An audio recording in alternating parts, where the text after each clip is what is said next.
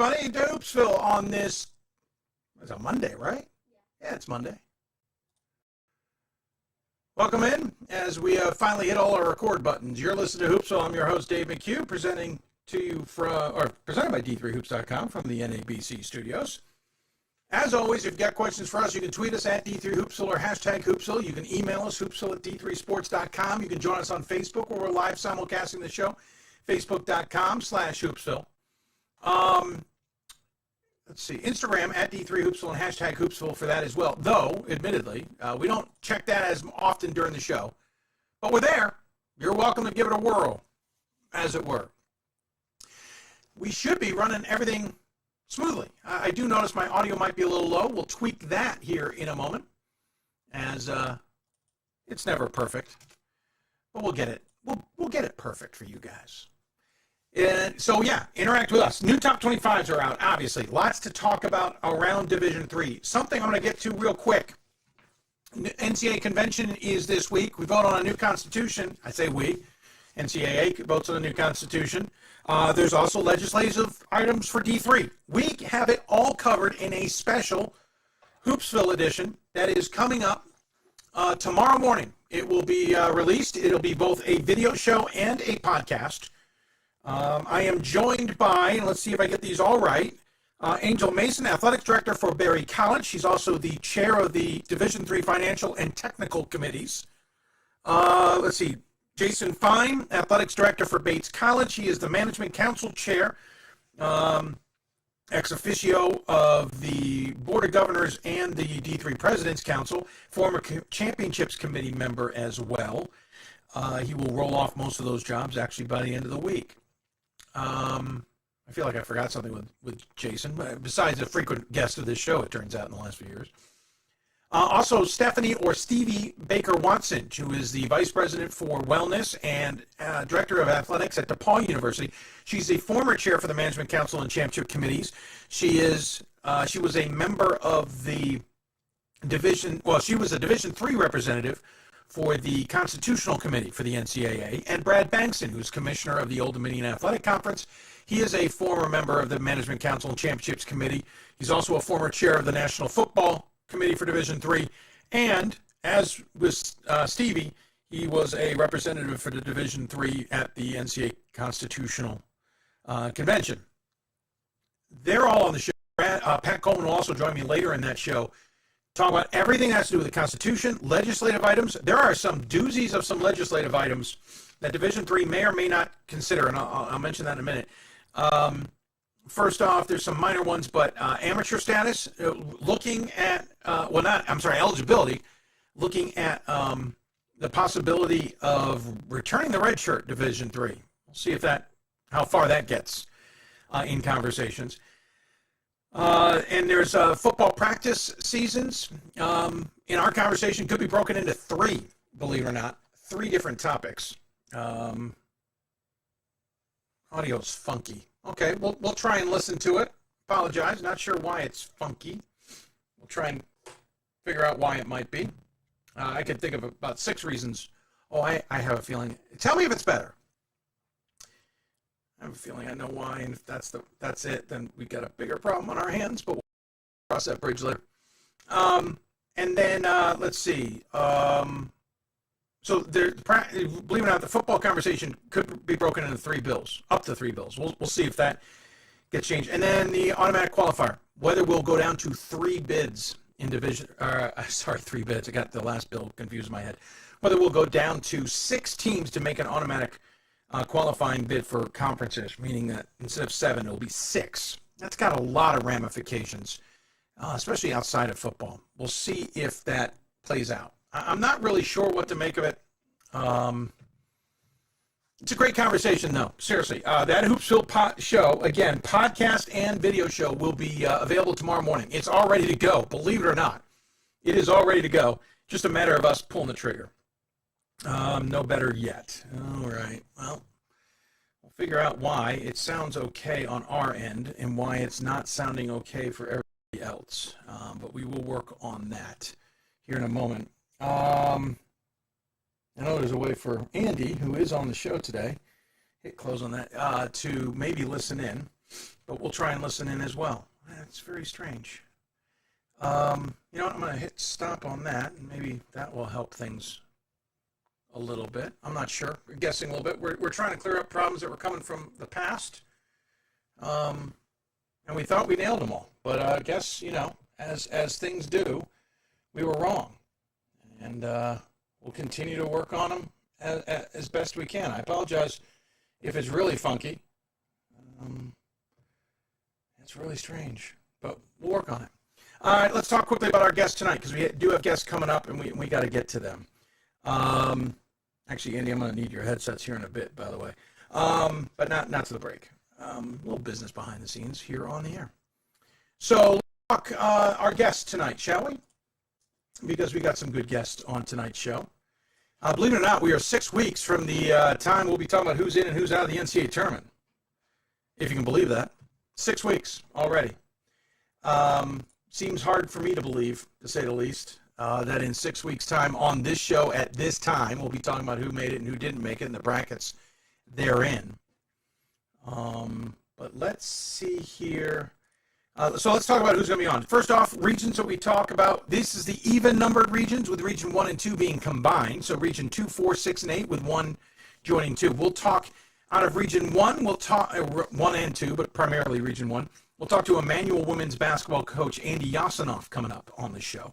Out of Region 4, we'll talk to Penn State Harrisburg men's basketball coach Don Friday. He's appearing on a Monday. It's a very unique situation for a man named Don Friday, but we got him on the show.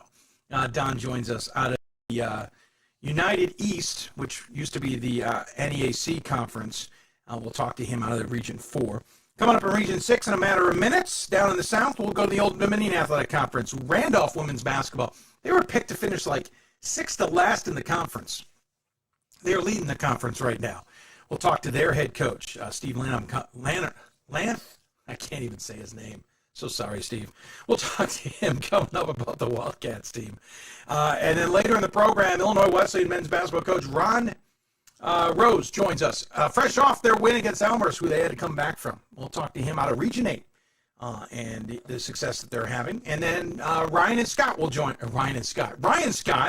Bob Quillman will join us to talk about the latest Top 25, which I haven't actually taken a peek at. I don't know what it looks like. But on that note, we'll take a break, maybe figure out what all these audio issues are, and more importantly, we'll get to our first guest. Out of Randolph, we'll talk women's basketball, we'll talk the ODAC, we'll talk about how Randolph Wildcats are doing so darn well. You're listening to Hoopsville, presented by D3Hoops.com from the NABC studios. Thank our partners also at the WBCA and, of course, Blue Frame Technologies. And, by the way, speaking of which, we got news to talk about, and I just realized we left a box out. Not sure why we did that. We have news to share about more jerseys coming and sponsors and others. You're listening to Hoops, so back with more in just a wee bit.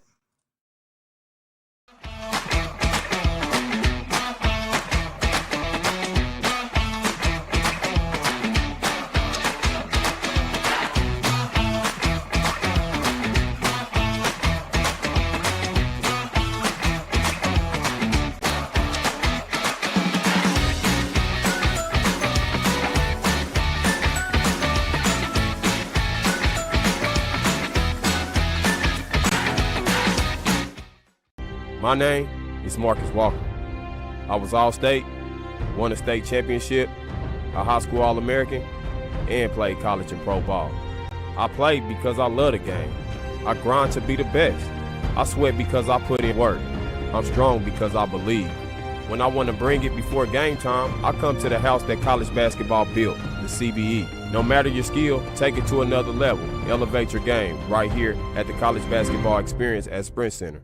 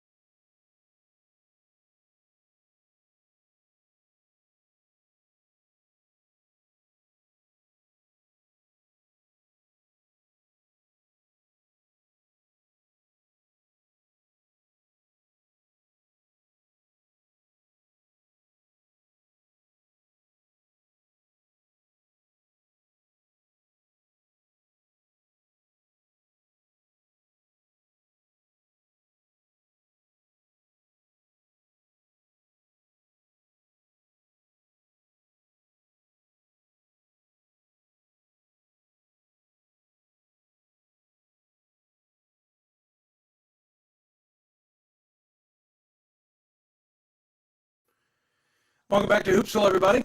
Go ahead and uncheck that, buddy. Now I can't hear it. Test 1, 2. Yeah, I still can't hear the audio, but we'll figure it out. Trying to figure out why you all can't, or some are saying the audio's funky. It sounds okay on our end, but we'll keep working on it. If you got any questions for us, tweet us at D3Hoopsville or hashtag Hoopsville. You can email us, hoopsville at d3sports.com. Oh, it would be helpful if we started our next segment. Whoops, sorry, Coach. If you got questions for us, again, please contact us. Coach will be joining us here momentarily. We accidentally got into the commercial break and then forgot to tell Coach, hey, we're there. I know he's there. He's waiting for us. He's such a kind gentleman, but we will get to him in a moment. Again, if you got questions for us, though, you're welcome to email us, Facebook us, whatever. We'll check all of that. We're still getting the bugs a little bit worked out, though we're proud to say that Andy's at least involved in the show. That's half the battle sometimes. But if you're joining us somewhere on the show, please let us know you are. We love hearing from everybody out there in D3 world. All right, so let's talk again. We talk mainly the even-numbered regions. If they work out in our favor, in the old way we used to do a Sunday show, now a Monday show, in the sense that it is, let's see, my brain just literally went sideways. We go east, mid-Atlantic. No, that's the other day. See, this is where my brain goes. Northeast, Atlantic, South, and Central regions. That's what we normally do. Yeah, I know what I'm talking about. Really, I'm really on the same page. It makes total sense. So, talking South region, it's Region 6. You look into the ODAC, where I would say it's not surprising to find Randolph-Macon up there. It's not necessarily surprising to see W&L, but Randolph certainly a big surprise. They're 11-2 on the season. They're 6-1. If you look at the coaches poll, they were picked to finish near the bottom of the conference. They have 2 losses on the season. One of them is to William and Mary. We won't discuss the score, but it's about what you would expected it to be. The other one's to Lynchburg, 45-31. They've beaten Virginia Wesleyan and Shenandoah. They've beaten some other members of their conference, including Guilford. They're having a pretty solid season. Caught our attention as it normally would, of course. So joining us on the Blue Frame Technology Hoopsville hotline, we're doing a little bit different, so we hope this, actually, speaking of which, before we bring Coach in, because I could totally see us botching this if we don't do it smart here. There we go. Joining us on the Blue Frame Technology Hoopsville hotline, it is Lanpham. Coach, first and foremost, thanks for taking the time. Welcome to the show. Hope you're well. I'm doing really well, Dave. I really appreciate you having some time for me this evening. And hold on, Coach. Apparently we can't hear ourselves, so that's weird. We should be able to hear everything. Oh, there we go. We got you. How are you? I'm doing really well. Thank you very much. Yeah, we got a bit of an echo. That might be on our fault, so there we go. Not you. It's us. It's definitely us. When you take the blame, Dave, appreciate it. You know what? That might be what everybody's complaining about. Hang on. We're going to fix this in a different way. Mute that. Now bring you in.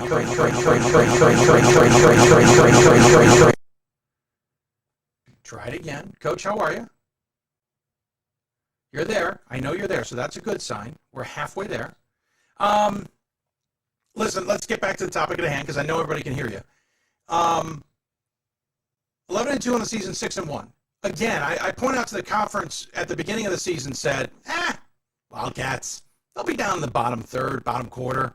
Nothing to worry about. Did they not know something that you all did?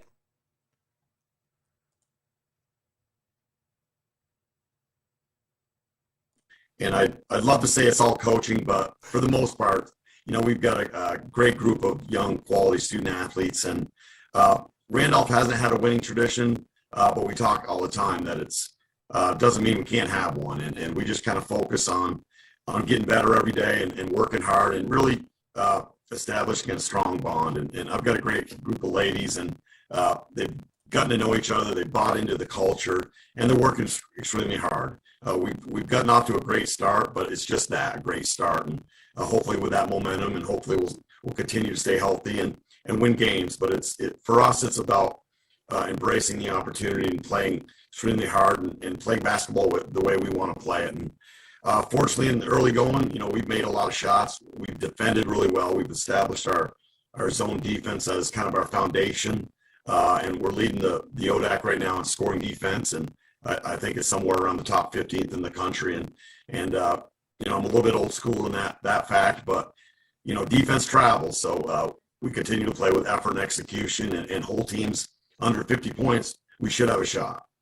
Sorry, folks. I accidentally covered Coach up there with my email because I have it on the wrong screen. But nonetheless, I think we figured out most of our problems. So we heard most of your answers. So I appreciate your patience with me.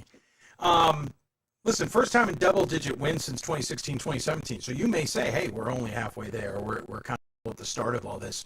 But you've already made a significant step forward with this program. And that was a 13-win season, and you're knocking on the doorstep of already 13 wins. You get the rest of the season. And not to be a little bit tongue-in-cheek, but you literally would have to roll over the rest of the season for this not to be one of the better seasons in program history. I mean, that even if it's only halfway, and I understand you're trying to soft pedal this a little bit. You don't want to get ahead of the cart or ahead of the horse necessarily. But come on, this is tremendous for you guys.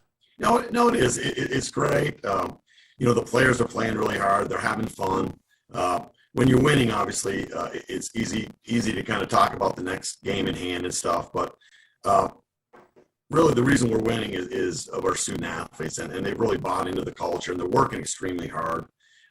Offensively, they're sharing the basketball. We kind of preach unselfish, just try to find the open player, and we've got some players that can knock down shots, and that makes it easier. And then, like I said before, Dave, defensively, we're holding team. We're taking away the 3-point shot, and we're for the most part holding teams to one and done, and that gives any team a shot. And I'd be coy to say that and we've got some talent this year, and we're confident. We feel like we can beat anybody on any given day, and as long as we deserve a chance to win by working hard, we're going to give it our all, and hopefully we'll continue to win, and we're going to continue to strive for that success. But I can't contribute enough. It's really the student athletes. They're the ones that are working hard every day. They're the ones that are buying into it. And at Randolph, it's not easy to be a student athlete because of the challenging academic standards. But they've embraced that, and the sky's the limit for us. Our motto this year is no ceiling, new heights, and they've really embraced that. And we're not putting a benchmark on number of wins. We're just trying to win each day. 3-point defense, first in the ODAC, as you mentioned. Also overall field goal defense. So it's not just the fact you can guard the outside shot, which is important. It's the fact that the entire defense is standing up there. And listen, the schedule's certainly featured a number of the conference foes that you're going to be dealing with. Lynchburg's a solid win, of course. The Roanoke game hasn't been played yet. It was supposed to have been played. That certainly could have been a good benchmark. But you've got them coming up. You've got W&L coming up. You've got Randolph-Macon coming up. Those two, of course, at the top of the conference with you right now. How do you, now that the cat's out of the bag and everybody in the conference kind of knows what's up, how do you now stay ahead of these programs or ahead of the changes? Or is it not about staying ahead, it's just about execution? Yep. For us, I think it's just about, like you said, Dave, about executing and about being the best us. Obviously, we've got Washington Lee, and they traditionally have been at the top or near the top, and we've got Randolph-Macon the same. So it's not do or die wins versus losses, but it is a nice benchmark, and we want to be playing our best basketball in February and hopefully in March. But we're excited about the challenge. We're going to have to play extremely well at Washington Lee on Wednesday and at home against Randolph-Macon, but we feel good about where we're at. And I think if we take care of the basketball, defend, and obviously got to make some shots, I really feel like, and I think our players feel like, we can compete with anybody. And we kind of preach that. We fear none. Obviously, we respect all, but we feel when we're playing at our best, we can beat anybody. By the way, we should point out, first time reaching double digits since 2016, 2017, as we said. Your first win or fifth win ever against Guilford, and first since 2009. They're coached by Bridgewater. By the way, you beat them for the fourth time ever and first since 2017. First win against Shenandoah since 2017. First win against Virginia Wesleyan since 2016. First win down at their place since 2004. Forgive me, this feels a little reminiscent of Clay Nunley when he was there at the men's program, in the sense of kind of barging through the door. There wasn't a season necessarily that there was a slow trickle. There was a kicking of the door down. And it feels like that's what you guys have done here, at least to start the season and in conference. And as you said, it's got to be building confidence. Yeah, no question. I think our players are playing at a high level of confidence. Obviously, wins do that, but we talk every day. It's about, attacking the day, doing what we can do, control the controllables. And Yeah. it is nice doing some of this stuff that we haven't done. It's been exciting on campus. And yeah, we all know we're dealing with COVID and all that stuff, but the campus is excited about what we're doing. And it's nice to kind of see women's basketball at Randolph is something that people look forward to. And, we're starting to really draw spectators, draw fans, draw our student body to the gym. And that makes it fun for everybody.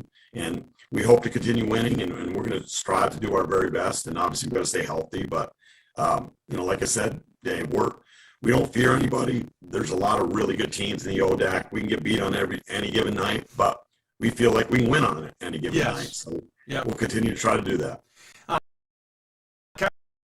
Stark leading the team 14.3 points a game. She was rookie of the spring. I emphasize spring there because it wasn't that long ago, it feels like, to some degree. She was just named player of the week in the ODAC as well. Give me a little bit of a sense of what she's bringing to the table. At such a young age is a weird way of saying it. Not like she's got a ton of experience with this conference, even with last spring under her belt. Right. She only, excuse me, Dave. She played 9 games last year, obviously, and so basically she's a second semester freshman, but she plays, beyond her years. She has such a passion and plays with such a high level of intensity that she's just a joy to coach. She's a scorer, but for me, she's a player that plays both ends. She's not going to take a possession off. Sometimes I got to back her up a little bit and call her a competitor. But she's, one of the main reasons why we've started to turn this corner. She was probably the first big recruit that we landed. And it's always exciting when you land somebody who's right in your backyard. So she brings a lot of a chatter from local community, obviously family members, that type of stuff. And she can do it all. She's not just a scorer.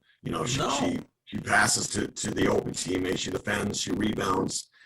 So she's a player that obviously, we're hoping to have here for a few more years. And the sky's the limit for her in terms of what she can do. But she's always a team first player. Always doesn't care how many points she scores. Just wants the team to win. And that's what we preach. And that's kind of trickled down to this year's class. And obviously that's why we're being successful. You should point out she's averaging 7.1 rebounds a game, which is leads the team, and 2.8 steals a game, which leads the team. Tanea Crenshaw Patterson is a first-year player, is second on the team at 12 points a game, and also hands out 5.2 has 5.2 rebounds a game. I apologize, got that one wrong. So you've got another young player, this one with even less experience in the ODAC, who's kind of the 1-2 punch with Stark there. That's an interesting dynamic for this program. Yeah, no kidding. It's exciting, and you talk a lot of times, do you want to have talent or do you want to have experience? Well, I'll go with talent any day of the week, and I think Tanaya brings athleticism, tenacity, and she's a big-time scorer for us. And it just obviously makes Kylie's game better and makes everybody's game better. We were fortunate to get Yanessa Cabrera back.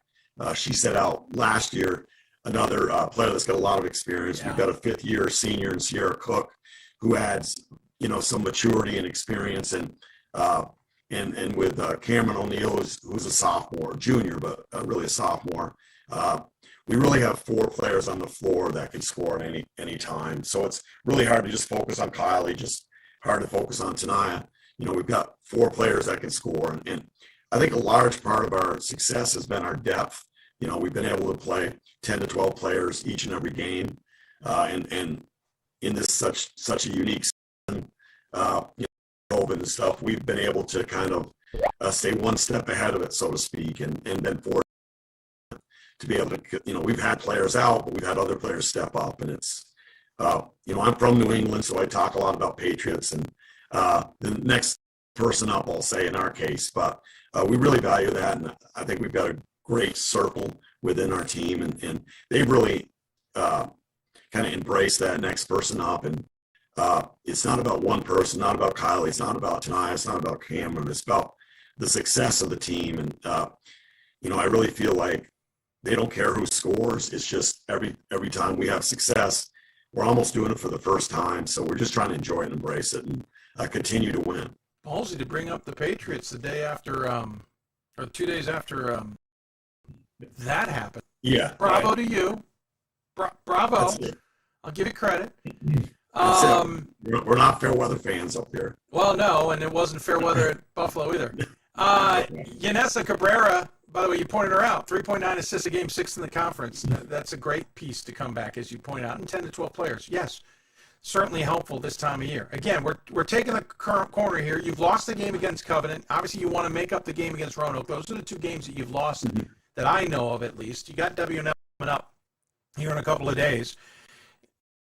Is there a look to maybe try and get that one game that you lost with Covenant made up in some capacity, or is it all about conference at this point, and that's your only focus?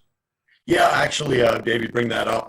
When we lost it, I was looking for another game, but within the ODAC, in terms of so many teams, it's really kind of sweet.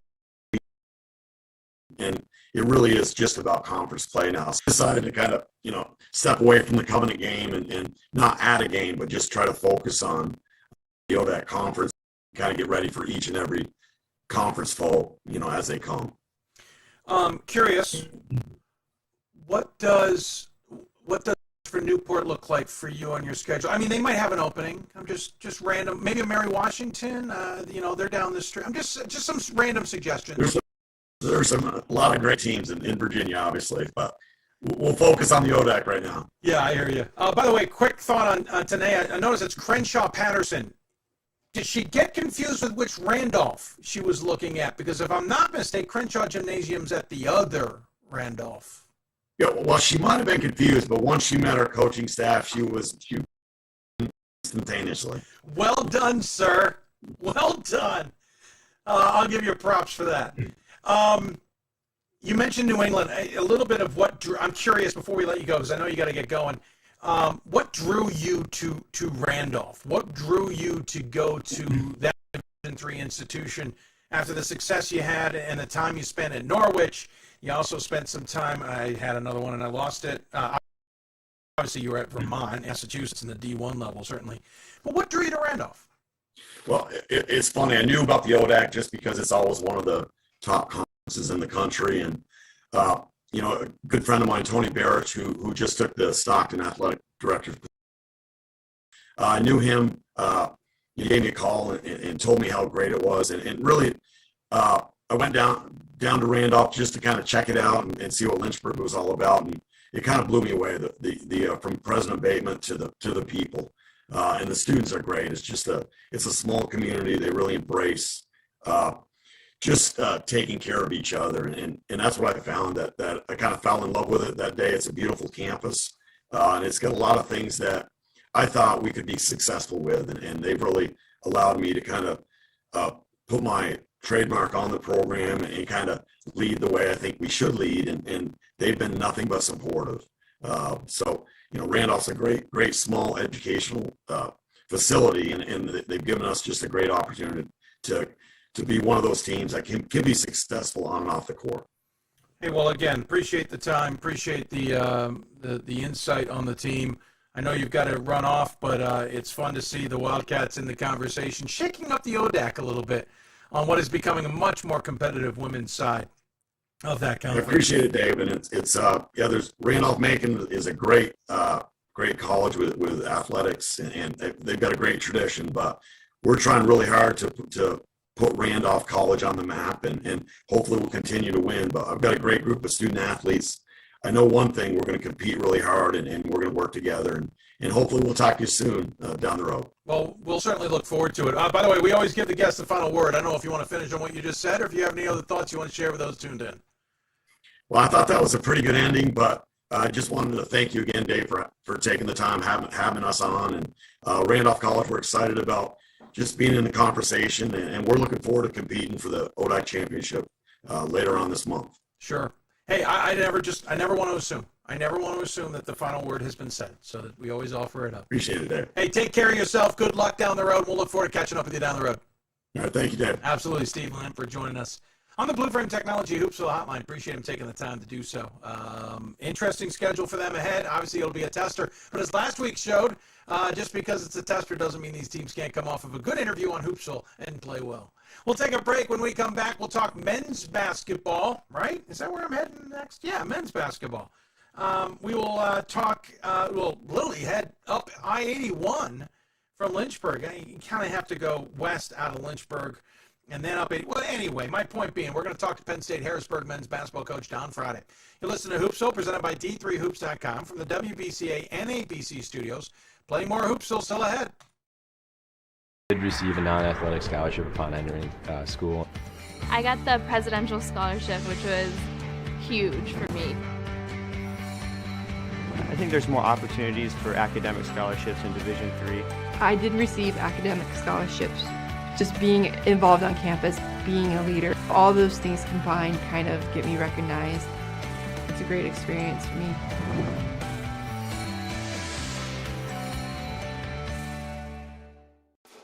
College basketball lives in Kansas City at the College Basketball Experience at Sprint Center.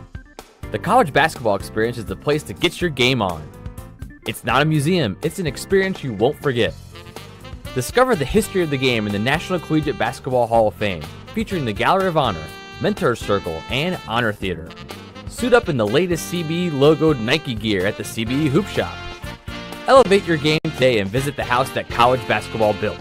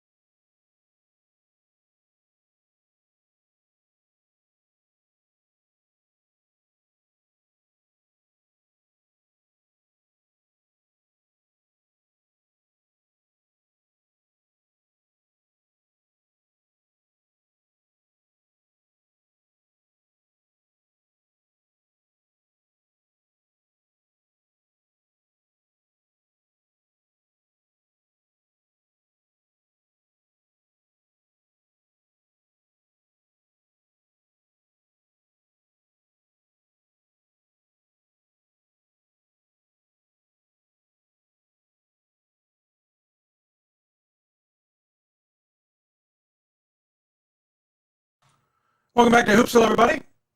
If the audio is a little funky, I apologize. What we will most likely do is take our video recording and turn it around into our archive for the future, and the podcast will be fine. We think we know why the audio is funky. I can't fix it quickly because it's inconsistent. I didn't have a game plan for that. But basically the reason it's gotten to Andy and is able to be streamed the way we want to stream it has created this audio glitch. So we will work on solving that. I swear, every time we think we solve it all, we find another problem. But to quote somebody who's going to be on the show shortly, we're not disassembling a bomb, so there's that going for us. If you've got questions for us, tweet us at D3Hoopsville or hashtag Hoopsville. Email us, hoopsville at D3Sports.com. Join us on Facebook, Facebook.com/Hoopsville, or YouTube, YouTube.com/Hoopsville. You are welcome to ask questions there, and we'll try and pay attention to those questions should they come in. All right, so one team I've been waiting and biding my time to talk to is the next one. They are now in what's called the United East Conference, and nothing against anybody there, but that doesn't change the circumstances of the old NEAC. not one of the more competitive conferences, and I'm not saying anything that is earth-shattering to any one shape or form. It's just the reality of it. So you kind of have to stand out as a result of that in other ways, and teams have certainly done that and do that.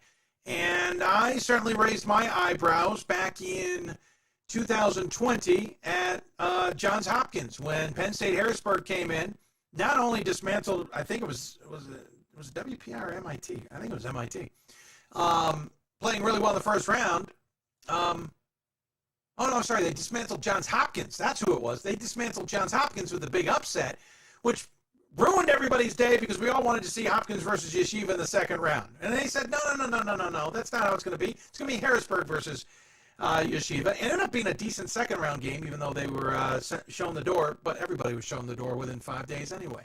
What's amazing is they've kept it up. And so joining us on the Blue Frame Technology Hoopsville hotline is the head coach of the Penn State Harrisburg Lions, Nittany Lions. I'm not sure. The Penn State system confuses me.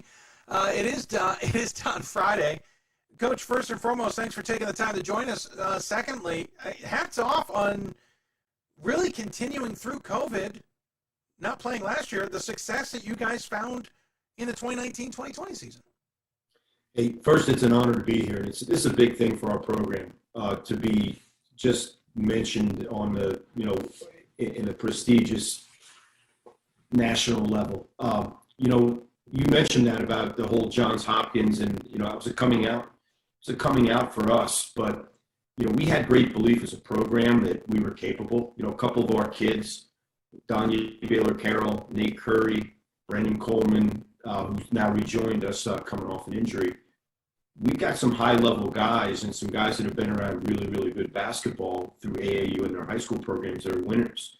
And the biggest challenge was, we've worked really hard here to build our program up. And then COVID hit right after we had played Yeshiva. And I don't know how Coach Steinmetz would feel. I don't know if I was in his situation, how I would feel then never getting that opportunity to get to that next round with Randolph making, the what ifs that would haunt you. But the biggest challenge for us then was trying to keep everybody intact. And I think the whole idea of mental health and the way you look at the transfer portal nowadays and the way people raise your kids. And, sometimes when kids have some adversity and it doesn't quite go their way, they may look for a new opportunity. And when we realized we couldn't coach our kids anymore, and then we lost our season, which I thought would never, we left Hopkins. I never thought the following year we wouldn't get back on the court. We shifted our focus to being student-centered, more now student only. The athlete part was taken out of that, so we focused again our mottos, diplomas, and championships. And we wanted to try to support our kids and give them just some kind of regimentation, give them a schedule, give them things they had to cross off their list on a weekly basis. And hey, at times we were throwing stuff against the wall to do that, but we're very fortunate this is a veteran group that we have back. And, I'm excited to see as we continue to, go through our league, how we know we'll be tested. We got some big ones this week coming up, but we also, the days of the Penn State Harrisburgs being able to compete against the Scrantons, the Mary Washingtons, and some of the people we've played in the past, that wasn't going to happen. And it's a credit to these young guys that we've gotten there. It's almost disappointing you're not still in the old CAC, just because I would love to see how this team matches up in that conference. You're right. You're going to have some interesting games coming up. But what jumped out at me is how you've handled the season so far. You have a win against what many are saying is a pretty good Mary Washington squad. You beat them in game 2 of the season by 11. You got Muhlenberg, and you got them good, 81-59. Del Val got you in an interesting result the next day, 71-65, and beat you. Mary and Washington College gave you kind of a bit of the ropes game, as it were. But since then, it looks like confidence has gained because you have not had a lot of close games, really none within single digits the rest of the way, including Messiah, 68-48. What was there a tough stretch kind of out of the gate, just trying to find yourselves, and then what clicked? You know what? Listen, I think going into it, we talked to our kids all year about being veterans, and we had a great 18 months. We figured out ways to get stronger and to get better and to work on our skill and to keep our guys engaged that way. And we had a great preseason. The nice thing about coaching this group of guys, they go to class, they do the right thing off the court, and they come into practice and they're always ready to go. So a lot of our energy it's focused on winning. Del Val, they kicked our butt. They outworked us that day, and it was a wake-up call that you're not saying we didn't show up, but we didn't play the way we needed to play. And to sit there and say we did that, no. Delaware Valley came out and played harder than us that day, and they competed. And when we came back, we didn't rip them. We just talked about what we had to do to get better. We learned from it. We grew. The Washington College deal, we had a guy that we were nursing with we don't like to give out what goes on with injuries, et cetera, but we had a guy that we were trying to rest. We're up 15 in the second half, then it goes up to 20, and we made a decision not to play that guy anymore in the second half. Well, my great strategy, we gave up a 14-point lead with about 2.5 minutes to play, and you got to give credit to the Washington kids. They battled. They went up on us 3, and I learned a lot about our team and our kids' resiliency after that game because our Danye hit a huge 3 to send it to overtime, and then we really seemed to take off from there. But I think our kids, what's nice is we're focused. We don't take things for granted. We're not going to get full of ourselves, and we're going to take them one at a time. And as you go through the season, there's so many ups and downs, and there's adversity that happens. How do you handle it? You can't get too high. You can't get too low. And in the world of COVID, you can't play more than 8 hours at a time anyway because testing, you could have somebody out, somebody could cancel, you could lose your facility for, they might be doing testing in your own gym. You live by the moment. Yeah, it's a lot of stuff's out of your control, which some degree may be better for you. There's a lot I want better because it takes a little of the stress out maybe or what you're getting distracted with. There's a lot I want to get to in regards to individuals because you have 4 guys in double figures, a 5th who's nearly there, plus others who are certainly contributing on a team that's scoring 81 points a game and only allowing 61.5. But I want to talk about Danye Baylor Carroll, easy for me to say. Certainly had a darn good season 2 years ago and kind of brought you guys into the spotlight. He's now been added to the Bevo Francis Award Top 100 watch list, which is nice to see amongst a handful of Division III guys in that group. What does he bring to the table other than what we see on the stat board, which is 17.2 points a game, 3 rebounds a game, nearly 5 assists a game, and nearly 2.5 or over 2.5 steals a game? That's stats. We get that. But what's he bringing to the table? He has great emotional intelligence. He has tremendous confidence and a high level of humility, and he is absolutely uncommon. He was a young man that, coming out, a lot of the state schools, the PSAC schools here looked at, some pulled the trigger and offered him opportunities and money, and it worked out. We were fortunate by the grace of God that we were able to get him down here with us. And since the day he stepped on this campus, he knows he's good, but he doesn't tell you he's good. He shows it. He doesn't talk it through. And it seems like anything else on the big games, he knows he comes to play. And, he's pretty good at pacing. And when I say pacing, he knows that this is a marathon. It's not a sprint. We played Scranton, and he knew that was a big-time game based on Scranton's reputation. Sure. And we scored our first 14 of the game. He went into that, started that game a little bit like he was when you saw him at Hopkins, where he just took over. But he can take over, and he can take over other ways than just shooting the ball. He passes it really well.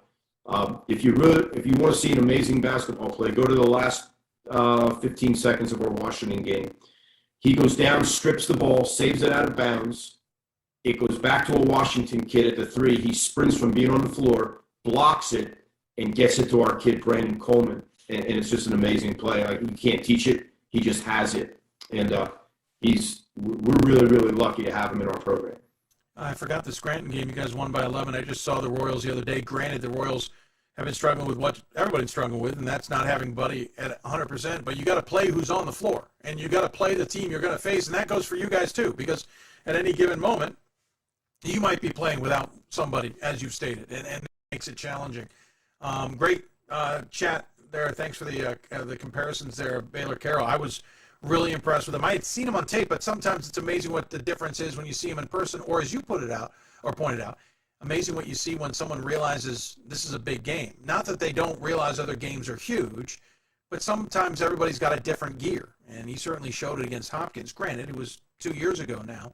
But what I'm finding amazing, Don, is you're able to keep the intensity. The team has gotten better. That's what a lot of the premier teams are able to do for whatever reason. And I'm not trying to say you're not premier, but you guys haven't gotten there in the name recognition yet. So it may be harder to keep recruits or keep them interested. It might be harder to keep guys interested in coming and staying for another year at school or drive and move forward and be a part of this. It seems like you guys took the 2020 experience, and if you were good last year and we had no COVID, no surprise, none whatsoever. You're good this year. How did everybody stay motivated? Look, that's a great question, and I think here's the deal. It's easy to motivate, Dave. We all get motivated. On January 1st, I'm motivated. I want to be the most fit guy, and I want to eat healthy and do all that. January 1st and 2nd, I lost 40 pounds right here, right up here. Yep. 3 days of motivation, everybody does it. But you know what? Now I just made a bunch of cookies today. I'm definitely motivated in the wrong direction. Discipline keeps you there, and I think our kids understood that if we did what needed to be done, and they were willing to callous, and they were willing to deal with friction, right, lifting and conditioning and doing and sacrificing those things, it would pay off. It would pay off for us down the stretch.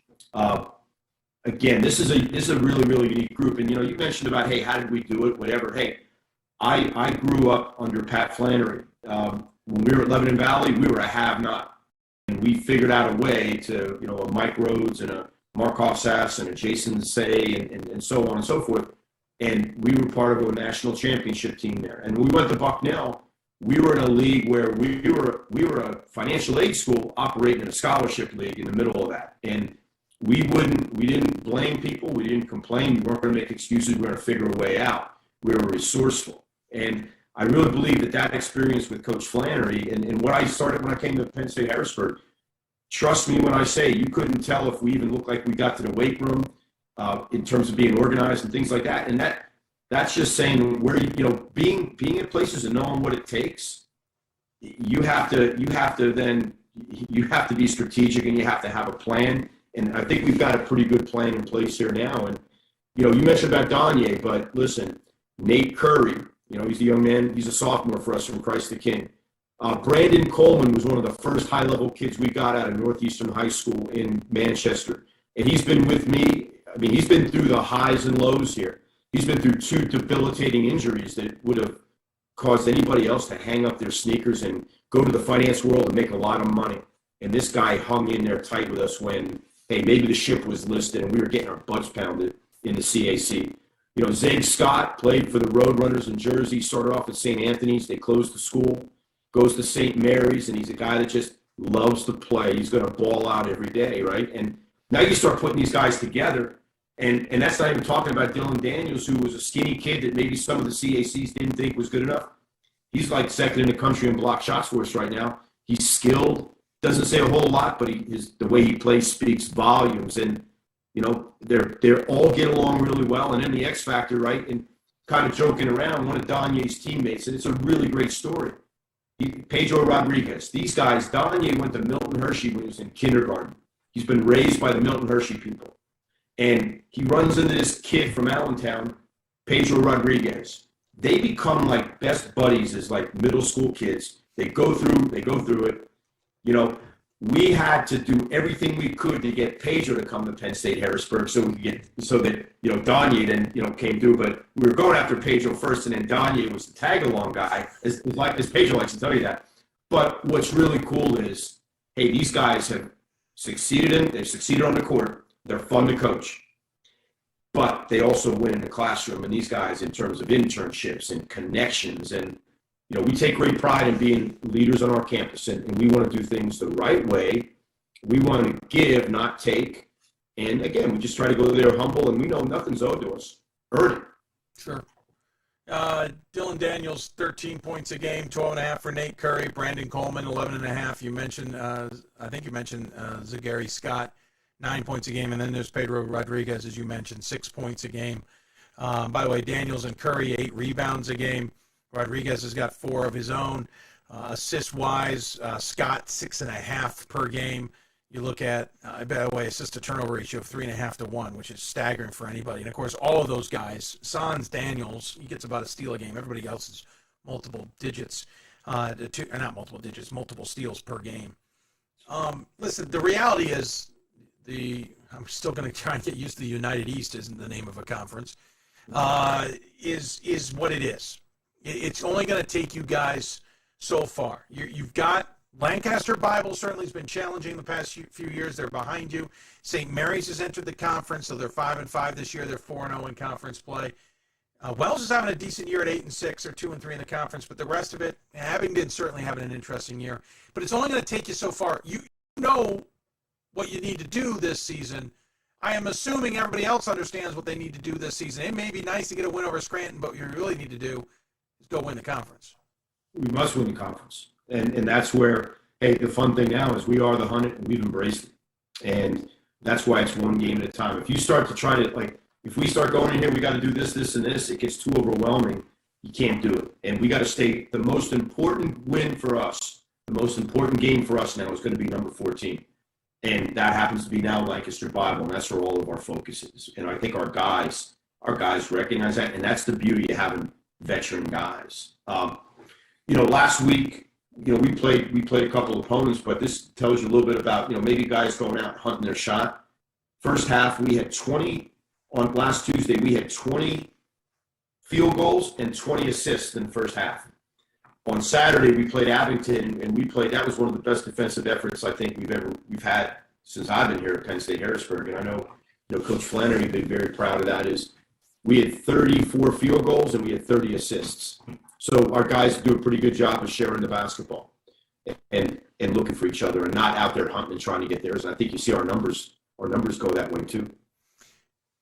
I know you're a coach who's going to have he's going to certainly root his team on. But is this a top 25 team in reality, or is it just on the outside and good enough to compete? Listen, it's not what I think. Of course it's a top 25 team, but it doesn't matter. You know why? Got to be earned on the court. Yeah, fair. We can speculate. We can go out there and, hey, ifs and buts, right? If I was a little better looking, maybe I'd be a model, right? Oh, I would be. But I got a face for radio. Yeah. Gotcha. But hey, we don't get into that, and we talk. And listen, that's a little chip on our shoulder. Sure. And why not? But listen, it doesn't matter talking about it. Well done is better than well said, and we got to win games, and we know that. And our kids they're proud of that. I love that. Well done is better than well said. Hold on a minute. Gonna have to write that down. Other question. I can't do it. UEC. United East. Man, bad habits. Can't break them. You guys got moved into Region 4, which is the Atlantic region, the old Atlantic region, while the CSAC got moved into the Region 5, the Mid-Atlantic. Not that it matters maybe in the grand scheme of things. Your thoughts, having been a former RAC member and knowing how it all works on the national level, what's your thoughts on being in a different look now? I thought that, for us going into it, when we did our scheduling early last year and then trying to finagle a little bit with scheduling, we tried to get the Mary Washingtons and the Muhlenbergs and the Scrantons on there to give us a boost that way, so that if we got into that, we wouldn't get put into a pod where we were going to be, probably in the Hopkins pod, we were probably the lowest seed. I remember. Oh, yeah. I remember doing that introduction. I don't think Coach Loeffler mentioned Penn State Harrisburg or us by name. They didn't even know us. And we want to become a little more relevant. And again, the way you do that, real simple. The 365 days we had leading up to this season, our 85-pound dumbbells at Penn State Harrisburg weigh the same ones they do at Illinois Wesleyan or at Randolph Macon. Our Wilson Solutions are the same diameter what they have at Villanova. Our courts and our rims are the same one. Our library study halls, our smoothies, everything in between. We're going to bloom where we're playing and make the big time where we're at. And if it's not good enough, we'll walk away and we'll hold our head high. But I like our chances with our guys. I really do. Hey, I know your name's Don Friday, but we don't need to be starting to pretend you're some guy out of Hoosiers, okay? You already got the cool last name. We don't need to be digging deep. Hey, listen, appreciate the time. Appreciate the insight as well. Fascinating team. Again, been on my radar for a while, but I wanted to wait for the right moment. I felt this was the right moment to get you guys on and talk about. Is it Nittany Lions? Is it Lions? What is it? It's the Lions. Okay, it's just the Lions. Okay. Yep. When you had the whole Penn State, but none of you get to have logo and mascot, just mind-blowing to me, but I digress. Yeah, hey, and I'm lucky. Our athletic director was a great Penn State standout at University Park with Sean Carlton. And he's the guy that took a chance on me after I got fired at St. Francis. I mean, I sent out 40 resumes and heard 40 no's. 41st worked, and Rashawn gave me an opportunity. So I'm forever indebted to him. And you know, I'm not above the game. I'm a basketball survivor, and I love it. And I get paid. I'm stealing from the church. I get to coach a kid's game. How lucky am I? Hey, no, I hear you. And I appreciate you coming on. I always love our chats. I love our chats off air as well. We should do it more often than I give ourselves credit. And someday I'll get up there for a game too. It's not that far from the Hoopsville studios, but we'll got to get through this COVID thing first. We'll get you a Hershey bar and we'll get you set up with VIP seats in our luxury box. Now you're talking to the luxury box. We got a luxury box. No, I know, but now you're talking Hershey. You're talking my son and family's language. We love Hershey. Hey, take care of yourself. Good luck the rest of the way. I know I'll be chatting with you down the road. Final word, any final thoughts you want to share with those tuned in? Yeah, real quick. I'd like to thank my coaching staff of, Jeff Frank, Gary Jarosky, Anthony Morgan, Sam Schlosser. Those guys do a great job. And, I would say this. I think the coaches out there that are coaching small college basketball, we're great. We have a forum with you. Our men and women at this level are fantastic young people that are committed to their craft. And, hey, as these coaches are going through these last 18 months, kudos to all of the men and women that are coaching out there. And they're dealing with COVID because they're doing it for the kids. And lastly, I think for the student athletes, the thing I would say is this is the best time of your life as a young adult where you've grown into that. Enjoy the relationships, enjoy the opportunities to put your sneakers on every day and compete and represent your school. The relationships you take with you, they're going to last a lifetime. And hey, don't get caught up on the number of Roman numerals after the division you play in. You're a college athlete, bloom where you're playing. Gonna have to steal that one for the archives as well. Don, you're gonna come on every day, every show, just for some wise wisdom. I appreciate it. You take care of yourself. Thanks again for the time, and we'll look forward to talking to you down the road. You bet. We are Penn State. Yeah, very well done. Don Friday joining us on the Hoopsville Hotline, presented by Blue Frame Technology. Great to chat with him. We're gonna take a break. When we come back, we'll another conversation we love having. Andy Yasinoff from Emmanuel Women's Basketball will join us on the Hoopsville Hotline, talk about his Saints and how they're doing this season. And you listen to Hoopsville, presented by D3Hoops.com from the WBCA and ABC studios. We'll even try and fix the audio glitch in the commercial break. You never know. Maybe we'll find some inspiration from Don Friday. Back with more after this. Coach of the Year, Administrator of the Year, All-America Team, Wade Trophy. The WBCA doesn't just honor coaches, but players, administrators, and much more. The WBCA strives to honor those who have contributed to the advancement of women's basketball. Celebrate the present, honor the past, look to the future.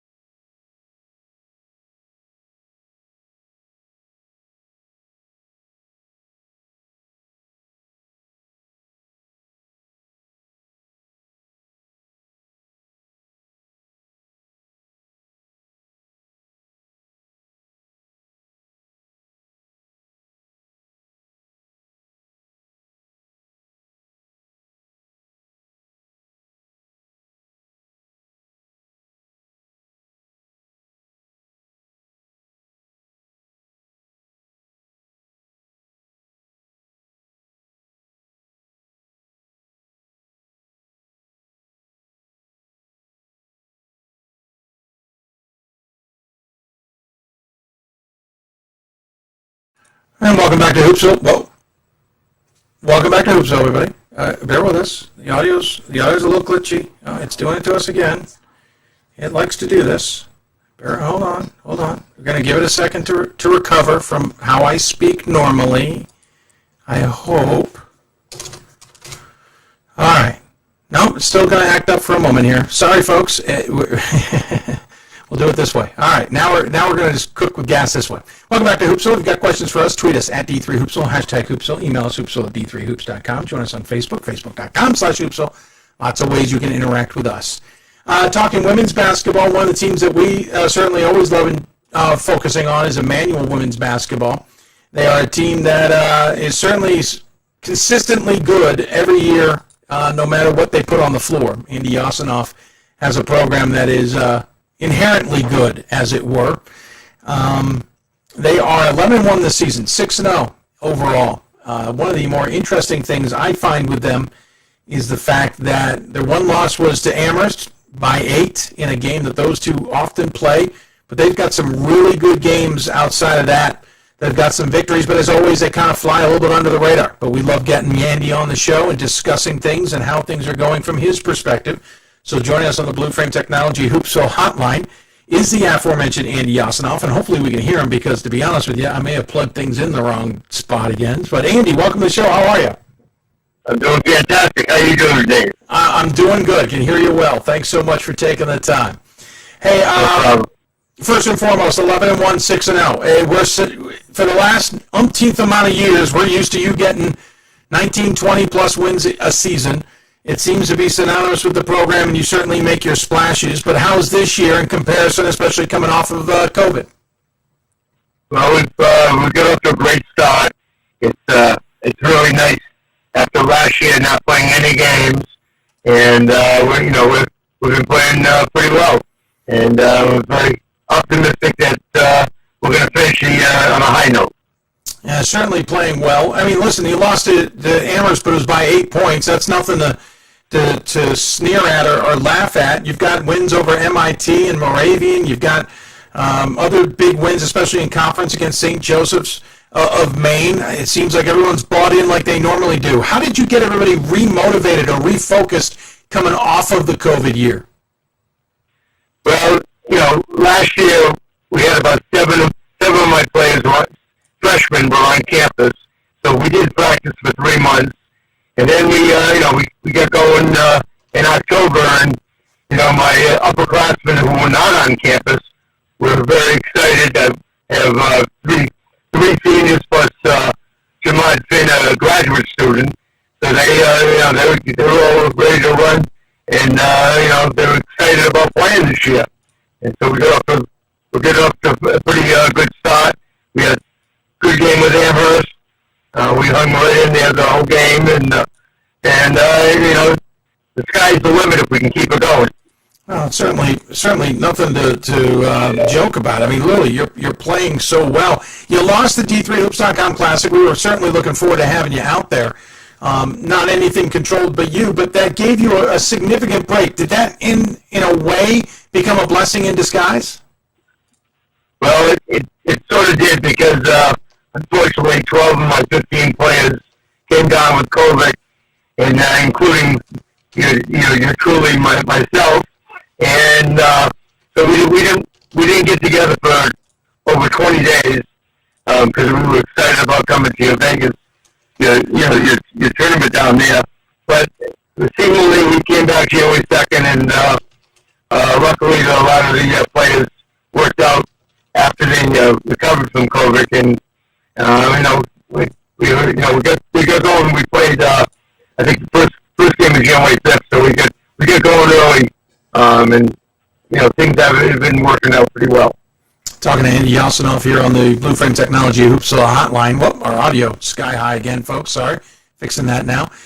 He joins us on the Blue Frame Technology Hoopsville hotline from Emmanuel. The program is 11-1 overall, 6-0 in GNAC play, coming off of a win against Albertus Magnus. You're supposed to have a couple games coming up here, Coach, against Norwich and Colby. The game against Colby was called a little while back. The Norwich game just recently getting postponed. You're kind of having to do this little tap dance, as it were, with the schedule. Is Is it kind of a go with the flow thing, or can this get a little bit stressful? It gets a little stressful. You know, we're supposed to go to Norwich tomorrow, but they had their COVID problems, and then Kobe, I guess, had similar issues. And last week we were supposed to play. We had a game, and then instead we went up to Kobe Sawyer. That's something we have to adjust to, and I'm not in love with it, but we're ready to play. We'll go anywhere, anytime. So, sure. Sure, makes sense. I'd go anywhere, anytime if I could too. If it meant getting to play, that's all that really matters in the grand scheme of things. Rouvière is technically your next opponent coming up on the 20th, and then Johnson and Wales on the 22nd. Are you going to try? Obviously, you'll try and, I assume, make up the Norwich game. I assume the Kobe game, as it being labeled as canceled, is a loss. Will you try and make that game up, or because you got so many games in conference, is the focus got to be on the conference and only the conference? Well, we're hoping we're going to make up that Norwich game because I've already lost 2 games. And we want to play every game we got, and I don't care if we have to play 4 or 5 nights in a row. We want to play, and my players are hungry. So we have to work around the other schools in our league, and they've had a lot of cancellations. But we're ready to go. We'll play anytime, anywhere. Nothing against the rest of the conference. It's pretty much you guys in St. Joseph's of Maine, both with 11 wins on the season. They've got 3 losses, including the one to yourselves at 5-1 in conference play, coming back on the 8th. You guys beat them at your place by 8 points. What was the big key in that game, and how important was it to get that win at home before you face them again at the end of the month? Well, St. Joe's, as you know, is a very strong team. In fact, they beat Bozeman this year, and I think they lost the base by 1 or 2 points, and they were a very tough team. They run this outstanding motion backdoor offense, and it was a very tough game because they have much size, so they have a bunch of 3-point shooters. But the last 4 or 5 minutes were really of the game. We really picked up our defense, and now we're gonna go down there January 29th for the rematch. It's the first time we've ever played St. Joe's twice in a regular season. Yeah, that's the other twist. GNAC, a little bit of a different look this year. You'll face them off twice. You can't just get that one done and dusted and be done with it. But in some way, it could even help your resume a bit for NCAAs. Definitely, yeah. The more tough games that we play, the more ranked teams that we play. Obviously, it helps with the potential NCAA tournament in the seeding at the end of the year. So we want to play tough teams. Got a couple, at least one non-conference game in Coast Guard coming up in February, and I know that'll be important for you guys. Let's talk about the team a little bit here. It's not I'm surprised the numbers aren't larger. I guess I'm just gotten very used to large rosters, but you still have significant numbers on this team. You're led by 3 players essentially in double figures. 2 of them are upperclassmen, and one's is a first year. You got Lorendano D'Agostino. I can say that normally if I don't look at her name. The senior, 11.5 points a game, 7 rebounds a game, 2 assists per game, also 2 steals per game. And you have Jamon Finn, the graduate, 11 points a game. She's pulling in 4 rebounds, 2.5 assists as well with 2 steals. And then it's that freshman, Inyani Chan, 9.3 points a game, 3.3 rebounds a game, 2.5 assists a game, 2.5 steals a game. Those 3 very similar numbers across the board. Yeah, well, we've been very lucky. And also, you're forgetting one of my other senior captains, Riley. Ryan Wayham has been, sensational. She's playing our best defensive player, and she's been a star for the last 4 years. Lauren D'Agostino has done a tremendous job down on the block, and she's very tough to stop. Jamad, she plays in the guard position. She has a lot of special drives and very good 3-point shooter. And Yanni is a freshman from Hong Kong. When I picked her, she'd never been in the United States before, and she's done a sensational job starting for us. Besides Riley and Corey Mathis is another senior from Atlanta, Georgia, who's who's been our point guard. So we have a very balanced offensive team this year, and we have a very strong bench. We have a lot of depth coming off the bench. Interesting enough, our last guest from Harrisburg and you guys have had the exact same starting five all season, and that's somewhat of a rarity because of how COVID has affected things. And the fifth we haven't talked about is Corey Mathis. She's one of your starting guards. Of course, Mathis brings to the table the ability to run that offense that is so key for you. Certainly didn't want to forget Riley. We were going to get to her. She's got 8.7 points a game. Shannon 9.3. But again, you've got depth because just looking at things, let's see, 5, 6, 7, 8, 9. You're running 12 players in almost every single game, plus another 4 that have played in at least 7. That is huge when it gets to late January and February when you can have that kind of depth. Yeah, no, there's been many games that actually all 15 players have played in the first half. So we're very lucky. We have a lot of depth. We have a lot of length up front, and all 15 players of mine have contributed this year. So that's our strong point is our depth. And we like to play that fast full court game, and you need a lot of energy off the bench, and we've been lucky to have that. Andy, you've got 864 wins. You're in your 45th season. You're the first coach in Division III to get to 850 wins. Obviously, the winningest coach in Division III history. Every time I talk to you, I don't feel like you're in your 45th season. I feel like you're in your 25th season. You've got a ton of energy. You're looking forward to the season. You're looking forward to the next game. You're doing something or one another. Is retirement or not coaching even part of your thinking, ever? I don't know what that word means. Yeah. Retirement, come on. I don't know, luckily age does well in my family. My father, Louis, died at 99. And I love what I do, and it's so exciting to me. I love recruiting, and as long as it's fun, and I'm healthy, and so I can't tell you. I don't even know what that word means. Andy, I don't mean to date myself, but you started coaching at Emmanuel a year and a half after I was born. Really? God. Yep. I didn't realize you were that old. I thought you were much older than that. That's one way to look at it, sure. But I was going to say there are times I feel run down just going about my normal day. I can't imagine being in your 45th year coaching. Is it different every year? Do you find ways to make it fresh and exciting and different for you? Or do you like, for lack of a better description, the sameness? In fact, by the way, I started coaching at University of Rhode Island, and as soon as I came about my 55th year. Well, true. Yeah, I didn't think about that. Good point. Don't forget my Rhody Rams. Obviously you got to adjust to your team every year, but I play the same styles. I use the same press. All my opponents, all the coaches and the other teams know my numbers that I call out, and I'm lucky. I have great players, and even better students off the court, and we have a great alumni at Emmanuel that played 3-4 these years. So it's fun. You ever thought about not being as intense on the sideline? I know we've talked about that in the past. Have you found a way to curve it a little bit? Because every picture I see with you, I feel like you're going to lose your mind.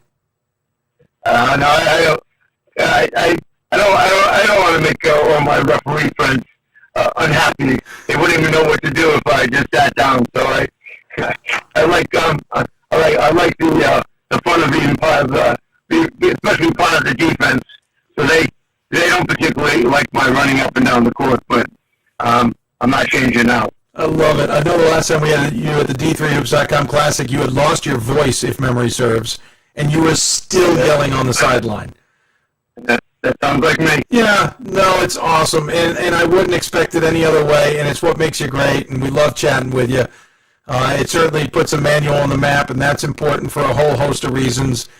It's going to be an interesting battle with you and St. Joseph's at the top of the conference the rest of the way, but we look forward to seeing how you two fare the rest of the way as well. And I really thank you for your time. I know you're busy tonight, and I appreciate you carving out a spot for us. As always, you get the coach, though, the final word. Any final thoughts you want to share with those who may be tuned in? All right. My final words is that hopefully everyone stays healthy, get vaccinated, and let's have a great summer when this is all over. That's all I can tell you. Well said, well thought. I endorse it fully. Hey, take care of yourself, will you? Look forward to talking to you down the road and stay in touch. Great. Thank you very much for having me. Absolutely. He's Andy Yelsinoff joining us from Emmanuel. Again, team is 11-1 overall, 6-0 in the conference. It's basically just them and St. Joseph's to watch in the conference. Others are certainly having decent seasons conference-wise, just not out of conference. But we'll keep an eye on them, see how they do. They got, again, 2 games this week were postponed. They got Riviera coming up on the 20th and then Johnson and Wales on the 22nd. Then home against Regis of Massachusetts on the 24th.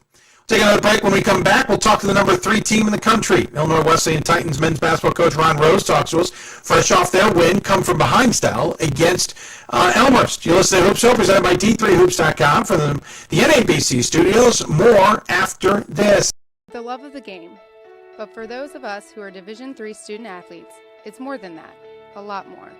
Sure, the game is important. But as we work so hard to build both mind and body, it's more about team. That is why NCAA Division III teamed up with Special Olympics, and in giving the gift of sport to those for whom it seemed an impossible dream, we are working to make this a better world. Help us keep that dream alive. You can make a difference. I used to never really talk, ever. I was afraid if I said something wrong, everyone would laugh at me. But then I started to play golf with Special Olympics. It helped me to find my voice. And now everyone else is speechless.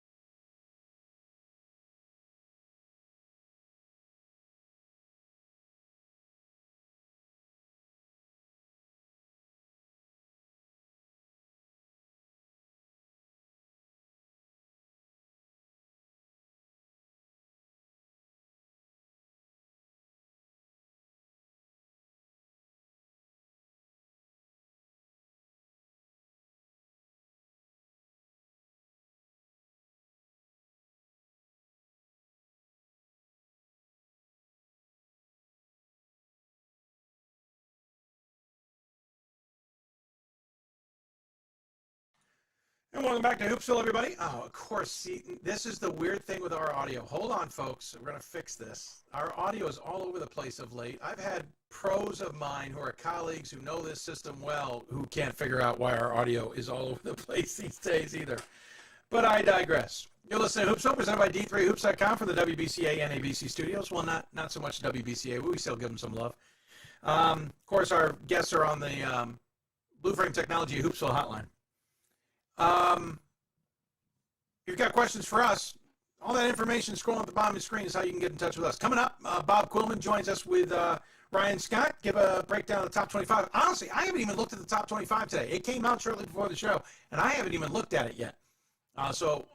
Which means I also haven't done my homework for the dubious, deep dive, and debatable teams. So I'm riding the coattails of the boys coming up. Don't forget, we'll be on the air Thursday as well, 7 o'clock Eastern time, as we continue to try and mess with our audio here. So there you go.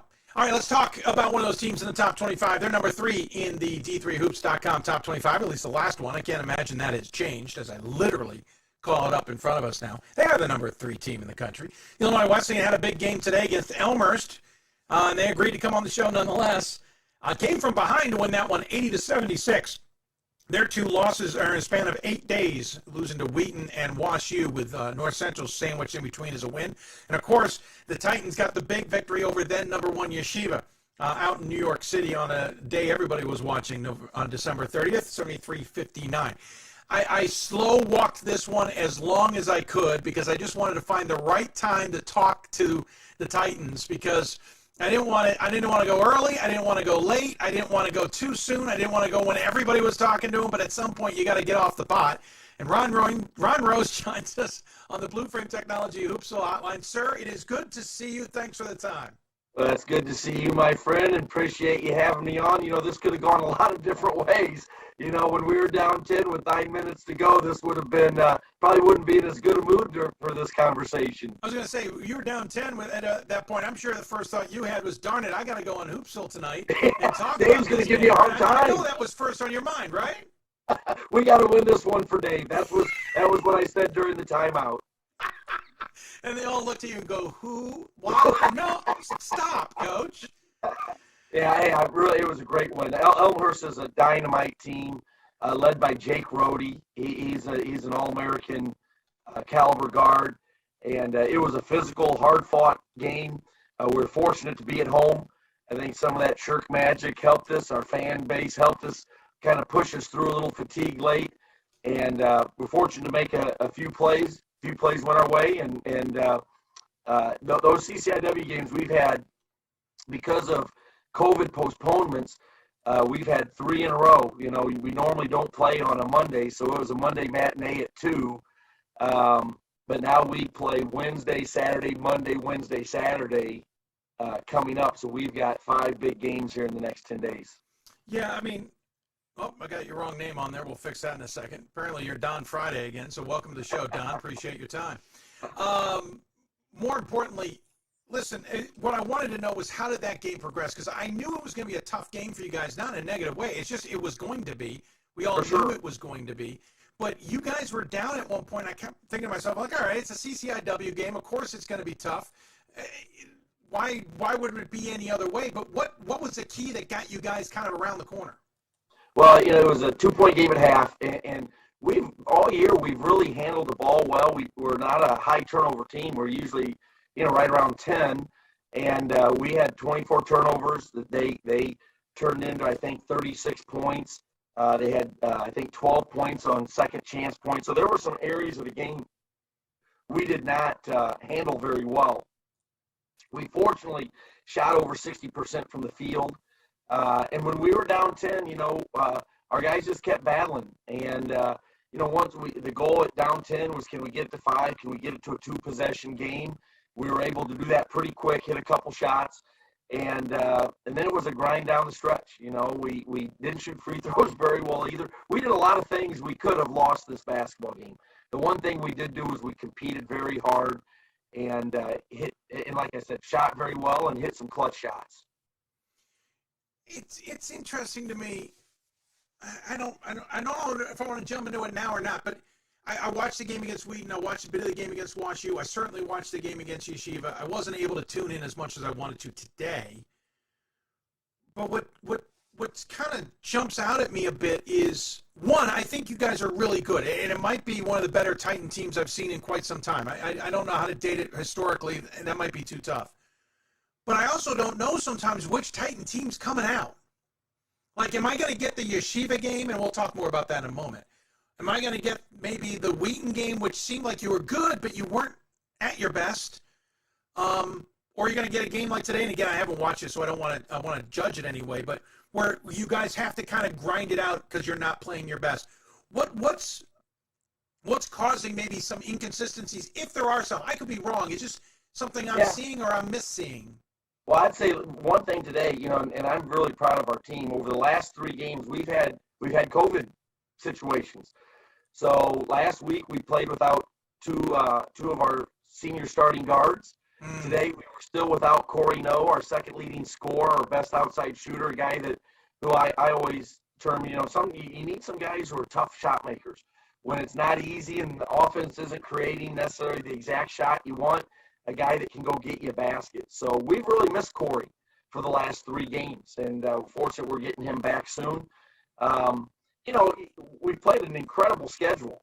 We Oshkosh, Yeshiva, Elmhurst, the Wheaton and Wash U losses on the road. We had a lead against Wheaton.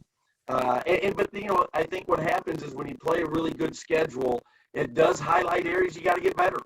Well, this team has consistently defended, but we have had some droughts on the offensive end, and that's something that we need to continue to get better in our execution so that we can score in a variety of ways. I think our depth is growing. That was an area we had a lot of experience, but we're also introducing some what we feel is really good, talented young players into the rotation.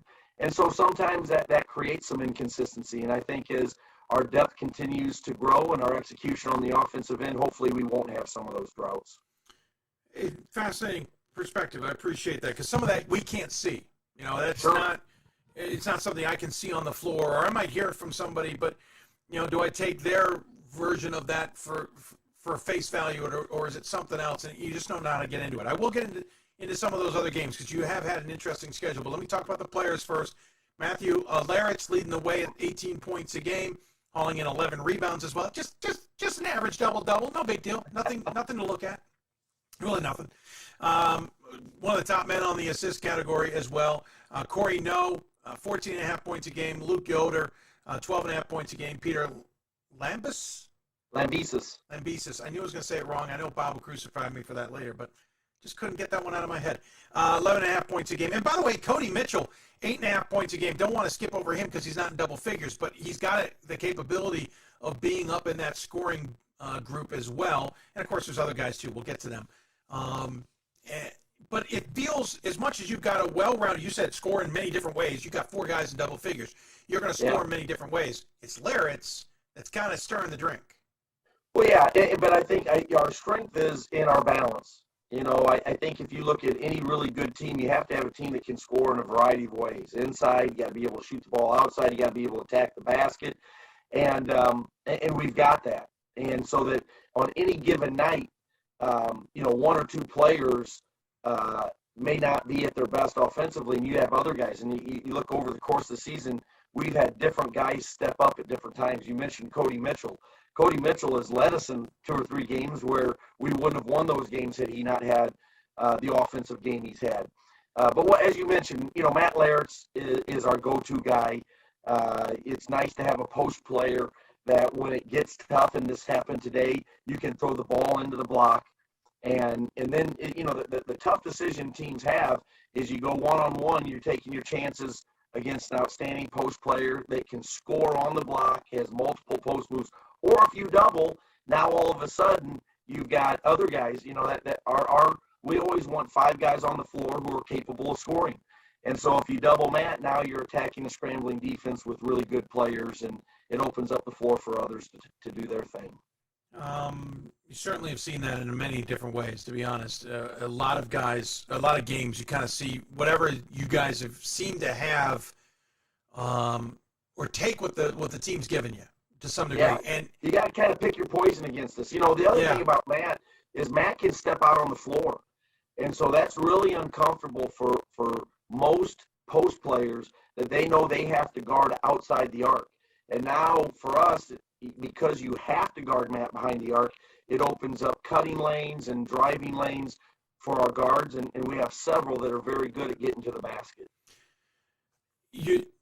The two games I want to focus on primarily before we let you go, WashU and Yeshiva. I want to start with the WashU game because that was the game ahead of Yeshiva that I remember watching parts of it and going, here's that team. I'm not sure what I'm watching. Like, is this the Titan team? Or is WashU that good? Or is it a combination of both? Or maybe they're just having an off night. Any of that is certainly possible. You guys didn't shoot horribly. 3-point, 4 for 17, not really probably what you wanted, but you shot 42% from the floor and 72% from the line. You out-rebounded WashU in that game, but you guys lost by 10, and some would argue it wasn't even a 10-point game. What was it about that WashU presented there that kind of didn't work for you guys? Well, I think you hit it. It was a little bit of both. I thought they played tremendous. They played a very good, and they are a really good team. They are legit top 5 team in the country on their floor. And so I noticed you said on their floor. Okay.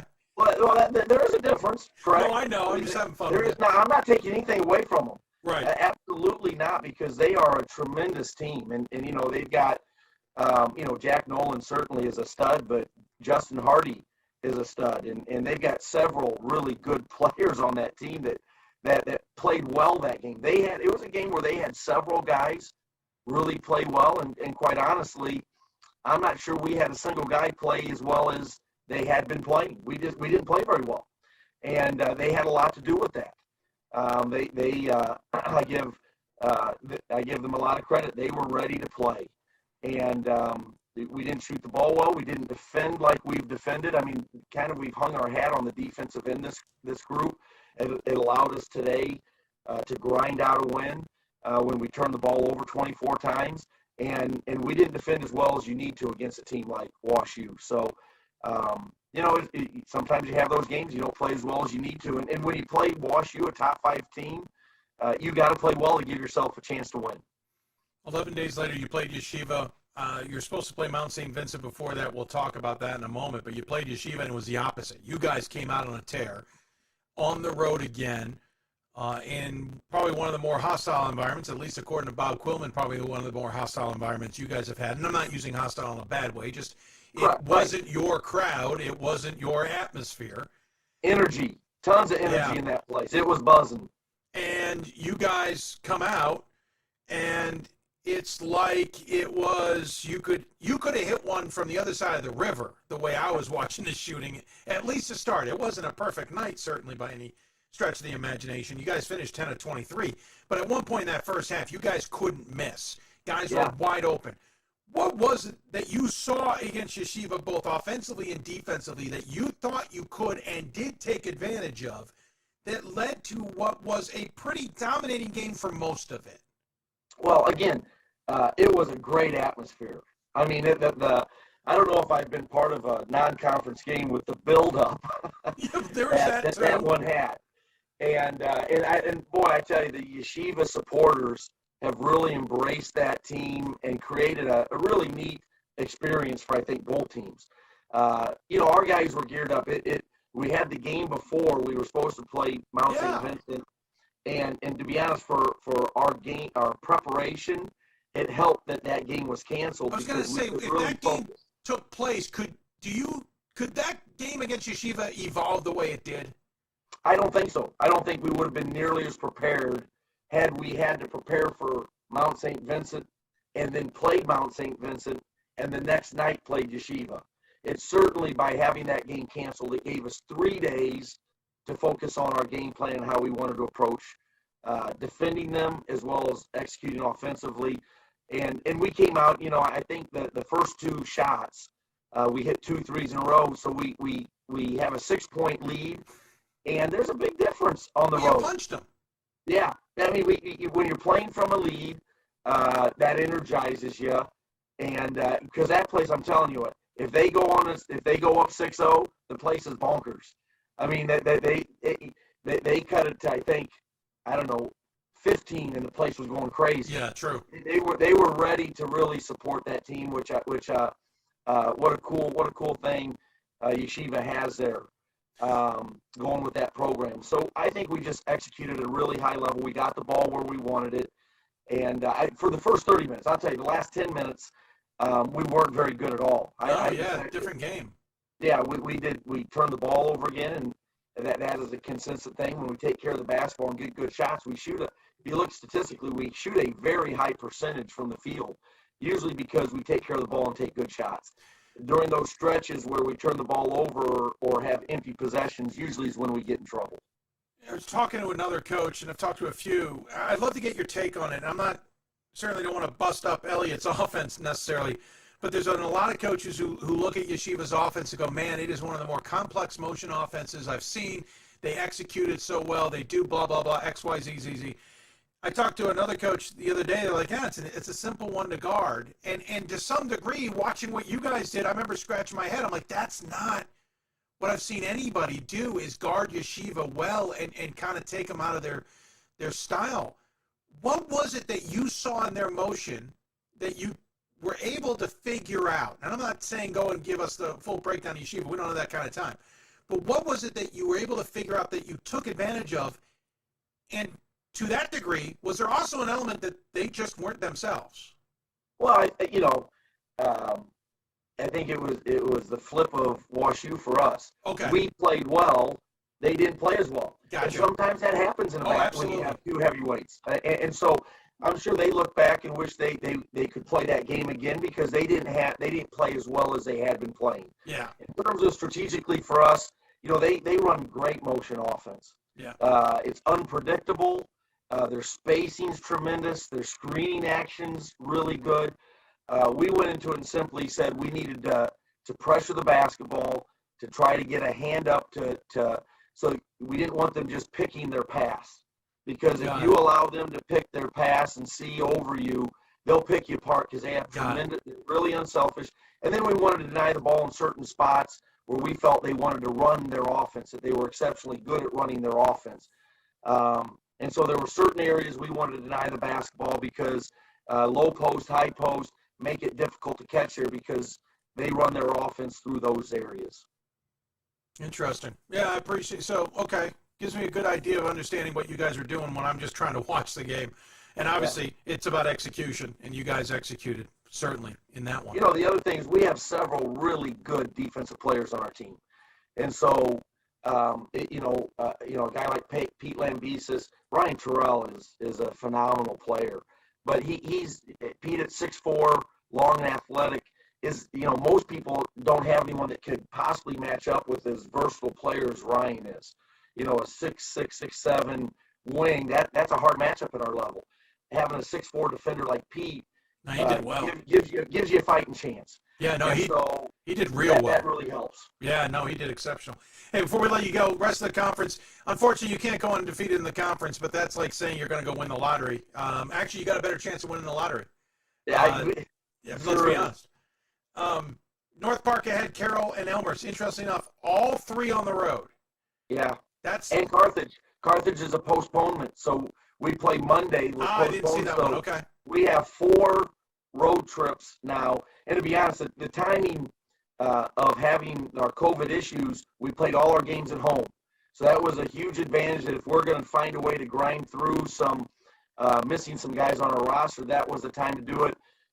We'll have the band back together, so we'll have everybody available when we go on the road. But road games in the CCIW are tough to win. So we're going to have to be really tough, good, and ready to grind out a few here. Yeah, North Park, Carroll, Carthage, Elmhurst. Those 4 in a row before a non-conference game against Concordia, Chicago.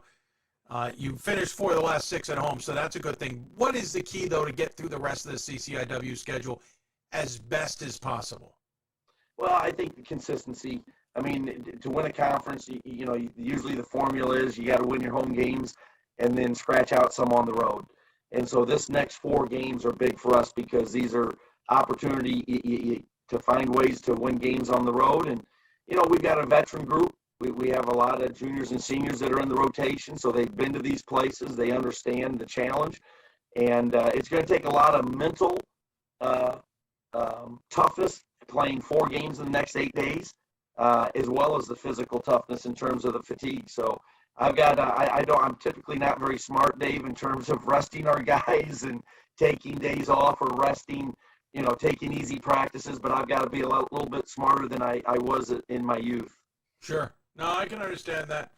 I can't imagine being in your shoes or any coach's shoes for that matter. Well, hey, I talk to you more, but I got to get to the guys who want to give me their opinions on the top 25 and maybe talk about you a little bit more. Appreciate the time as always. Good luck the rest of the way. As always, we give the coach the final word. Any final thoughts you'd like to share with those who may be tuning in?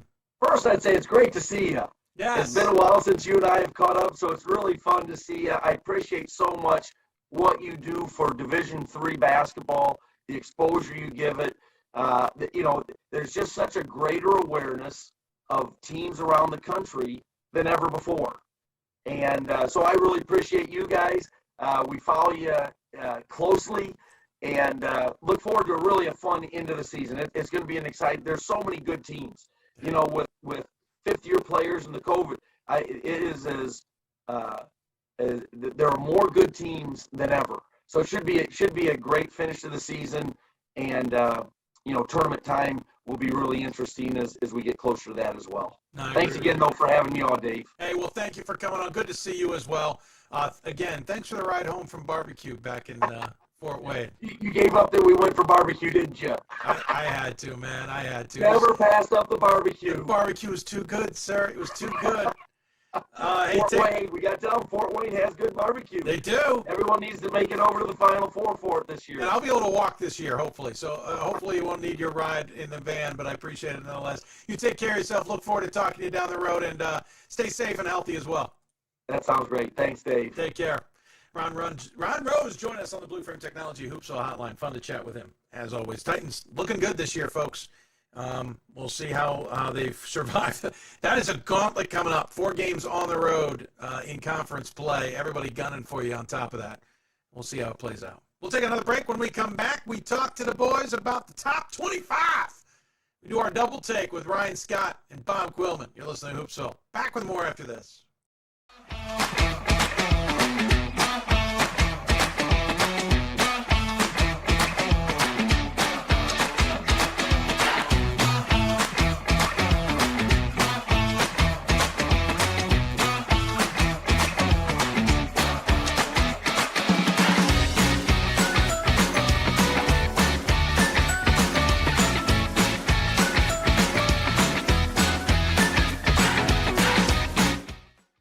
My name is Marcus Walker. I was All-State, won a state championship, a high school All-American, and played college and pro ball. I played because I love the game. I grind to be the best. I sweat because I put in work. I'm strong because I believe.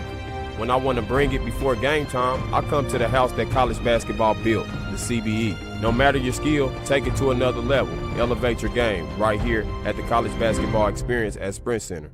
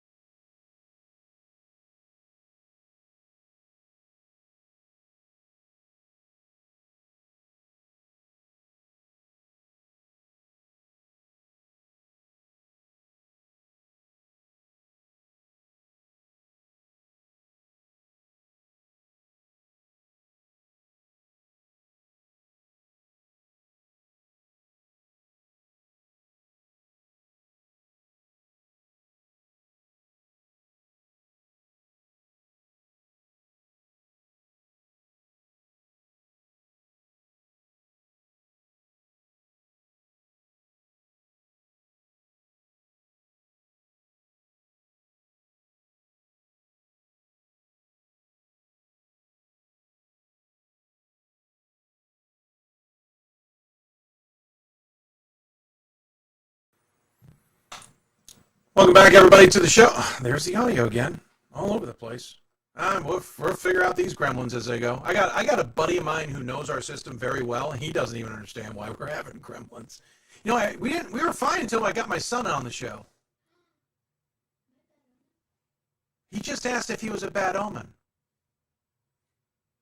Maybe we just we fire him as soon as we had to hire him, and it solves all our problems, right? Just saying, just a thought I have out there. You listen to Hoopsville, presented by D3Hoops.com for the WBCA and ABC studios. If you got questions for us, tweet us at D3Hoopsville, hashtag Hoopsville. Email us, hoopsville at D3Sports.com. We'll try and answer your questions if we can. Double check. If we haven't gotten an email, we have not. All right, so let's talk top 25. It is out. The new one is out. I've gotten my ballot in. Everybody else has their ballot in. Honestly, I have done about zero looking into it ahead of today's show because that's how we roll. We like to make it interesting and fly by the seat of our pants. So that's why I bring Ryan and Bob on the show as they join us on the Blue Frame Technology Hoopsville hotline to give us their takes of the top 25 while I then do my studying. By the way, the women's top 25 is out as well. No surprise there. The number one team is Hope. Hey, guys, how are you, first and foremost? Bob, good to see you made it back from Atlanta. Yeah, sorry I had to miss last week. I hated to do that and leave you hanging, but I watched the show late that night afterwards. It went great, and so I'm doing very well. Thanks for having me, Dave. You just disagreed with everything we said, and I get that. I would too, because I don't remember what I said. Hey, Ryan, how you doing, buddy? I'm doing well. I was saying we don't necessarily need both of us anymore because Bob and I seem to vote the same these days. So that's why. That is right. It's bringing in some other faces just for the fun of it. Starting next week, we'll see. Yeah, Ryan and I have been on the same page with these ballots for quite a bit of the season. I agree with him. Which is weird because usually you guys have very different takes on things. I think our biggest takes is get a little deeper, but boy, we've been in lockstep at that top of the poll for most of the year. Well, top four didn't move this week. Yeshiva fell from 5th down to 7th as Oshkosh moved up from 5th to 6th, or 6th to 5th. Sorry, I did that backwards. Marietta also jumped up to 6th from 8th. Probably their big wins over Heidelberg and Mount Union, doing a lot of the heavy lifting there as everybody kind of reshuffles everything. By the way, Case Western Reserve, first time since 2015. They're in the top 25. It's about time, people. Sorry, I just had to get off my chest there. I moved them up as well this week.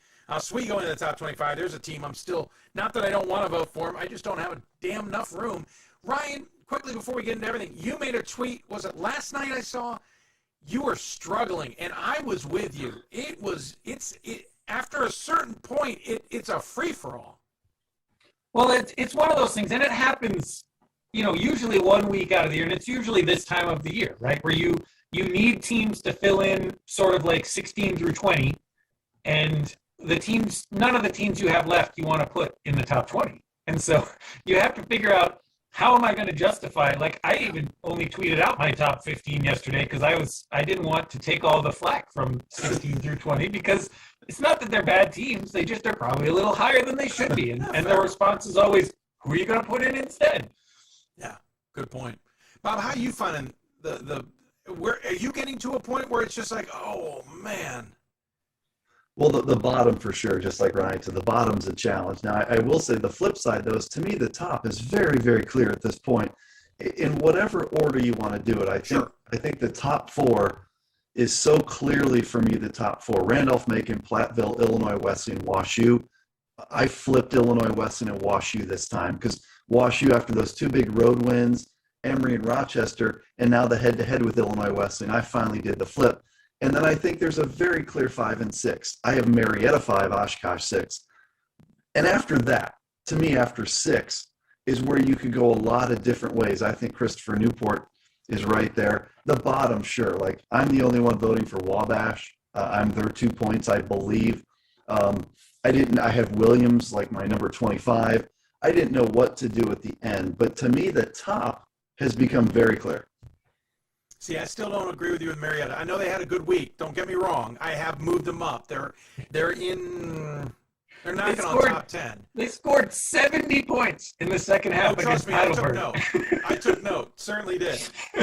I know what I've also seen, and my nervousness. I guess it's more about sometimes I vote and I realize I'm overconfident in a team, and maybe I'm underconfident in Marietta, and that's me. I'm one voter. I could be seeing it wrong. It is well, the other thing, too, what I would say is you've got to take and you know this better than I do, you got to take the whole season. Like, let's say that you watched a game in person in Las Vegas, which you did. Look, that's one. I don't know. Maybe they looked terrible for a few minutes. I'm not sure what happened to you in Vegas, or I don't know if they stole your money at the craps table or what happened there. But we're not supposed to talk about that. If you look at the whole season, I'm not sure what your issue is with Marietta. They're freaking tremendous. Oh, no, I think we got to get you over this. I think they're a good team. I just think the teams ahead of them would beat them, because the teams ahead of them have something about them that I think is Marietta. How many teams do you have ahead of Marietta? Where are you putting them? I've got them around top 10. I mean, if you have them any lower than 6, I don't agree with your statement. But it's debatable. We have a section called debatable. Maybe we can come back to that. Well, we certainly have. But let's dive into those topics.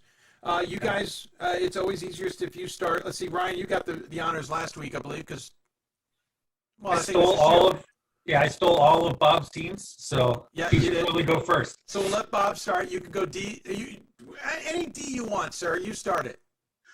Yeah, I'll start this time with deep dive. Okay. And I'm going to go again. I'm just going to go to an easy one because it's one that I'm voting for and no one else is. So I know that this one is very much not a lock, but Wabash. I've been waiting all year for an NCAC team that I could vote for because it has felt strange to me all season long to have no Wittenberg, no Worcester, no Wabash, no Ohio Wesleyan in the top 25, but I couldn't make a case. And so I've been looking to make a case. I will admit that. Like, I've been trying to get an NCAC team in there. I've watched Wabash quite a bit recently. They wanted Ohio Wesleyan. They beat Wittenberg, which, hey, I know Wittenberg's not a power this year. They beat Anderson. I think a lot of Anderson, actually. So overall, I think Wabash is a top 25 team, and I was surprised that I was the only one giving them any love. That's my deep dive. I think Wabash is a team that very much belongs at the bottom of the bowl. I was working hard to try and get them in.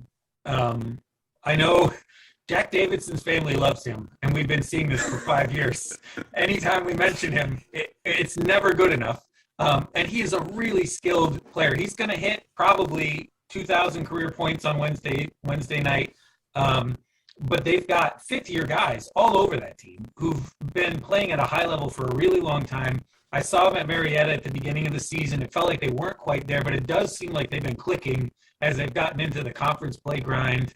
It's going to be, no matter where they end up, they're going to be a real tough out come March. Like, no one is going to want to see them, no matter who it is and where they end up, because that's a really experienced, good team. And I think you're right that they belong right there towards the bottom for now, but they can certainly work their way up. No, I like the Wabash idea. I've had them on my radar. I think those 3 games where they had postponed kind of just had me put them aside, and I didn't come back to them this week as strong as I should have. I agree with you, Bob. Everything you said. The NCAC, I've been sitting there more scratching my head going, shouldn't I be voting on a team yet, right? Isn't that supposed to be a thing? And I just haven't felt comfortable. I think if I took a deeper dive, as the title is intended, on Wabash, I may have tried to squeeze them into my top 25. To Ryan's point, I was struggling a little bit with just who I wanted in there in general. But no, I like that one. I think what he's doing there and what they've got going is pretty significant. Maybe against a weakened NCAC, but that's not – how many teams have we seen really good come out of a conference and the conference means nothing about it? So I like that pick. Really good pick. Ryan, what's yours? So it's a team that lost this weekend, which really is what kept them out of the poll, which lets them be the deep dive here. And out of Holland, Michigan, Hope. Hope is the team that I want to draw our attention to. Obviously, they lost to Albion this weekend, or I think they would have gotten quite a few votes, actually, towards the bottom of the poll from people.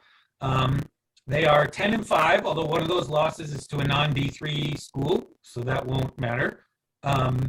They lost to Illinois Wesleyan and Platteville, which, are losses you can certainly understand. Sure. And they've beaten St. John's. They went to Benedictine and won.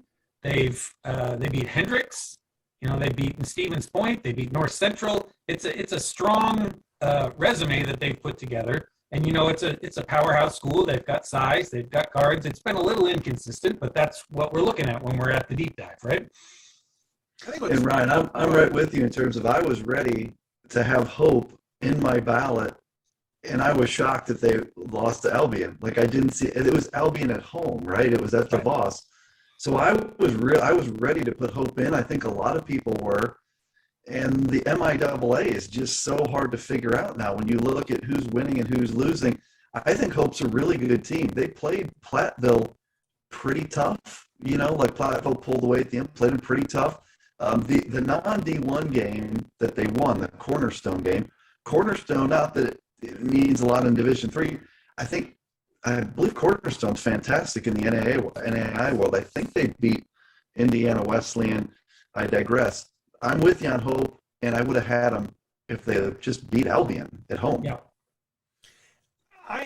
I'm struggling a little bit with Hope. I know that the conversation about how good they are has come up a bit because I've seen it on Twitter. I even replied to somebody because I made a comment or I answered the question of who gets the nod this year in the even years. It's men in the first weekend. Ryan went and confirmed that for us. And someone's like, oh, that's going to stink for the women. I'm like, whoa, hold on a second. Like, Hope's got to be hosting on the men's side to even have this part of the conversation, which forced me to at least look at them. Listen, lost to St. Thomas by 15 of Texas. It's not a horrible loss, but it's not great. I don't put stock in the Stevens Point result like you do, Ryan, because Stevens Point's 3-8 right now, or something along those lines. I think my jury's out on Hope. I'm not as sold as much. I don't think they would have been in there, but I like that you brought them up as a deep dive because again, this weekend I was forced to at least go look at them, see what they're doing. Because you're right, they've been making waves, and I think again back to the conversation in the NCAC, it feels weird not to be considering a Hope and a Calvin and a Worcester and a Wittenberg and some of these teams we've gotten so used to considering that I did feel a little weird that I'm like I don't know enough about Hope right now that I need to go look at them. So good choice. I don't really have a deep dive. My deep dive would have been Augsburg, but they got a ton of votes with the win over St. John's. My conversation, as botched in an interview as I had with their head coach, was a tremendously insightful one. I really got to appreciate them better, and it helped me dive into them more that I thought, geez, why wasn't I voting for Augsburg? They were on my radar. That's why I chose them as a guest. But then I saw they got a ton of votes, so it kind of wasted my thought as them being a deep dive, so I don't want to go too far. But that's a really good program. They're playing really well, and that was a really good game against St. John's. I had them in. I was waiting for some MIAC team to put in, either St. John's or Augsburg. The second that the buzzer sounded and Augsburg won, I was for sure voting for Augsburg, so I am some of those votes. Yeah, I leaked them big time. This will be one of those where you wait for a team, they finally win the game, and now Augsburg will go lose the game, right, the next time. That's just how this works. Yes. No, that's exactly how this works. By the way, I put them 17th. That's how much I thought of that win and how much I felt like I had not been voting them when I should have been. So just there. All right, so that was the deep dive. Let's go dubious. Ryan, we'll start with you. Your dubious team. Oh, no, actually, you can go debatable too if you want. Well, we can stick with the dubious for now. We can debate a little bit later. By the way, your audio and video are outstanding tonight. All right. So I'm gonna bring up Wesleyan. Not so much because I don't think they're a top 25 team. I just think they're maybe a little bit high. They're sitting at 15 this week. I have them 16, and I'm happy to be. You tell me I am dead wrong. I feel really weird voting them there. I don't know that we are right. We don't know what to expect out of this NESCAC this year. We really don't have a good gauge for how good those teams are. I've watched them a few times. They've got a great player in Sam Peak. He's been out the last couple of games, but I mean, he is just an incredible performer. But so they have the blowout over WPI, which is a little bit head scratching, and then they lose to Williams. They win this triple overtime game against Amherst, which I watched most of, and Amherst was missing one of their big players, and it didn't feel like Wesleyan was the better team in that game. They did come out in the end and win, but I'm just not sure they're the 15th best team in the country. I think, somewhere down in 20 through 25 or maybe just off the pole, which is where I have them in that little group kind of between 20, 26 and 30. Just feels like they've slipped up a little bit higher than maybe their resume has led. Yeah, I'm a little bit higher on Wesleyan, so I can't remember. I don't have my ballot in front of me, but I'm a lot higher than you guys. I'm not quite 10, but I might be 11, 12-ish, 13 on Wesleyan. I've had a chance to watch them quite a few times. I value the WPI win a lot because I think very highly of WPI. I think they're very, very good. I watched the triple overtime Amherst game and was impressed by the way that Wesleyan played on the road in that one. They don't have a ton of other wins that are signatures, and they do have a loss, which is to a Williams team that I can't figure out either. But look, overall, more of an eyeball test thing, an eye test. I feel like when I watch Wesleyan, I'm seeing a really good team. And at that point of the poll, let's say I put them 13-ish. That's about right. At that point, you're just making guesses anyway. That's about where I have Elmhurst, Wheaton, and those are really good teams. So that part of my ballot, they're all good teams, but I don't know how to separate them. I think for me, 15 onward, I was looking for another eraser because I was erasing so much. I was wearing most of mine out. I moved Wesleyan from 25 last week to 16 this week. I didn't love it. I had them at 22 at one point. I had them at 17. I had them at 20. I was moving them around, but I was moving everybody around. I couldn't find a spot I felt comfortable, and eventually I just said, listen, I feel more comfortable with them there than I feel with moving Elmhurst higher. I feel with Berry higher, or Mary Hardin Baylor. I mean, whatever team I was picking, I don't feel anybody else higher than that, so we'll put them there.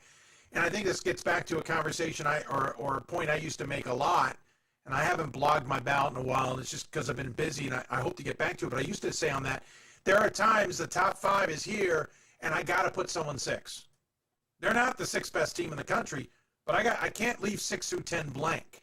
And I think when I get to about 15, I'm into a spot where I think we got some good teams, but do I feel they're 16? No, but I don't feel anybody else is 16 either. And so you just kind of have to fill the hole. And that's where I felt with Wesleyan this week, and I could be dead wrong by next week. Now they won at Connecticut College by 20, coming off of a win at home against Trinity by 8, so it shows a little inconsistency, but I bought into that they at least seem to click, and they're not stubbing their toe as much as some of the others. I mean, Amherst has lost 4 of their last 6. Granted, some of that could be COVID. Williams did not look good, in my opinion, especially in that game against Amherst. And so I feel more comfortable with Wesleyan. That's kind of where I ended up with them. Bob, you're on dubious. Debatable, dubious, right?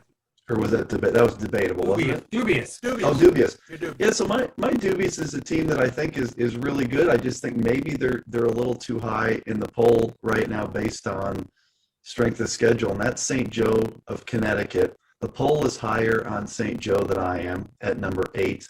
I'm not that much lower, but I'm just wondering, this is more just a general dubious question about them, is they're one of these teams that we don't have a ton to hang our hat on. They beat Tufts earlier without Luke Rogers, so I think they beat that version of Tufts. Ryan, correct, you're the Tufts expert. They won that game without Rogers, correct? Yep.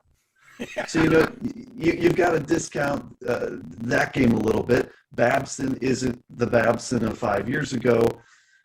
Trinity, Connecticut, if you look at their schedule, I kind of have this thing in my head I always play, like, let's take the game today. If you guys watched Illinois Wesleyan Elmhurst, if St. Joe and Elmhurst played, who's the favorite on a neutral court? I don't know what the answer to that is. I think it's kind of a toss-up. And to me, St. Joe is a little bit too high at 8, and I know it gets hard when they're undefeated. At some point, they just keep going up and up and up. But 8 feels too high to me based on what I've seen. Well, and that's one of those that you don't want to bring them too high because we haven't seen them in a situation where they have to step up in quite a while. Now, we have seen them play tough teams in previous years, and that's one of those schools that has basically the same roster they've had for 2 or 3 seasons. And so you can project back and say when they have had to step up, they've been able to be physical with an SCAC team. They've been able to, to defend when there are good guards they're playing against. They just don't have anybody, and their schedule is only going to get worse as they go through the conference season. I mean, they're projected to have an SOS well under 500 by the end of the year. And so, it's that situation where, they lose one game, we're going to have to drop them quite a ways because they shouldn't be anywhere close to any of these teams on their schedule. Yeah. Yeah, I mean, I've got them right at 8. I've done a very conscious job of holding them where they are. I know I got flack for this a number of years ago. Sometimes I just don't want a team to go any higher than where they are, and they're holding hard there at 8. I moved somebody or a couple of teams. Yeah, I moved at least one team ahead of them this week. They're not the only ones I'm holding steady, but that's just what I'm doing. I like what I see in their athleticism and what they bring to the table, and I like how they play, though I'll admit the 8 feels high to me. But again, into this conversation, you bring up an interesting point. Would Elmhurst and St. Joe's on a neutral court, how do they see that play out? Until today, I would have told you I thought St. Joe's was the team I thought to win that game. The way Elmhurst played against Illinois Wesleyan today, maybe I have to rethink that perspective. I have Elmhurst a lot lower, but every time I do my poll, I think, can A beat B? That's why I've got them ahead of them, and so I have them at 8. Doesn't mean, you're right. Now that they're into conference play in the GNAC, and, Albertus Magnus is good, but they're not as great as we've been used to. There isn't anybody else really there that's going to challenge them necessarily. Maybe at Johnson and Wales, we'll see. If they take a loss, yeah, that's a big loss. If they had taken a loss earlier in the season to a Babson or to, if they had come out to the D3Hoops.com Classic and we could have seen them, could have a better gauge on it. But I agree. I feel nervous with them at 8. But I also feel confident that I think they would beat those teams that I have behind them. But, it's like the NFL saying any given Sunday. We'll see what happens in the next game out. I agree with you, though. The Elmhurst example, I think, is a great one. And you could pick another team, whatever team you like. You can say, absolutely. If they played Williams, how would that turn out? So, see, I think in Williams, they absolutely beat them. I don't think that's a lock. I think that's a great game, and it depends kind of which Williams shows up. Good point. I'm just not sure where to put St. Joe, and I feel like I even have them a little high for me, and I don't have them quite as high as the poll. So, thus, my dubious. Oh, no, there's times, trust me, I'm putting a team down, and I'm like, oh, Lord, I've got them way too high. Then the poll comes out, and it either confirms I'm on a different rock. Case Western's an example of that. I've been high on them for a couple of weeks now. And then there's others that come out, I'm like, oh, wow, I'm lower than everybody. Okay, that's an interesting juxtaposition. I don't really have a dubious. We've talked a lot about some of the dubious teams. I think Hopkins at 13 is interesting, just for the record. Losing to Swarthmore the way they did. Listen, I bought back into Swarthmore. I have been for the last few weeks, been waiting kind of for this game. And I put Swarthmore back in the poll and dropped Hopkins back down. I heard some interesting comments from some people about Hopkins. They may be having an issue trying to figure out that offense a little bit with Delaney there and with some underclassmen who it's a little complicated to get into. So maybe Hopkins isn't 13. Maybe Hopkins is a 20 type team right now.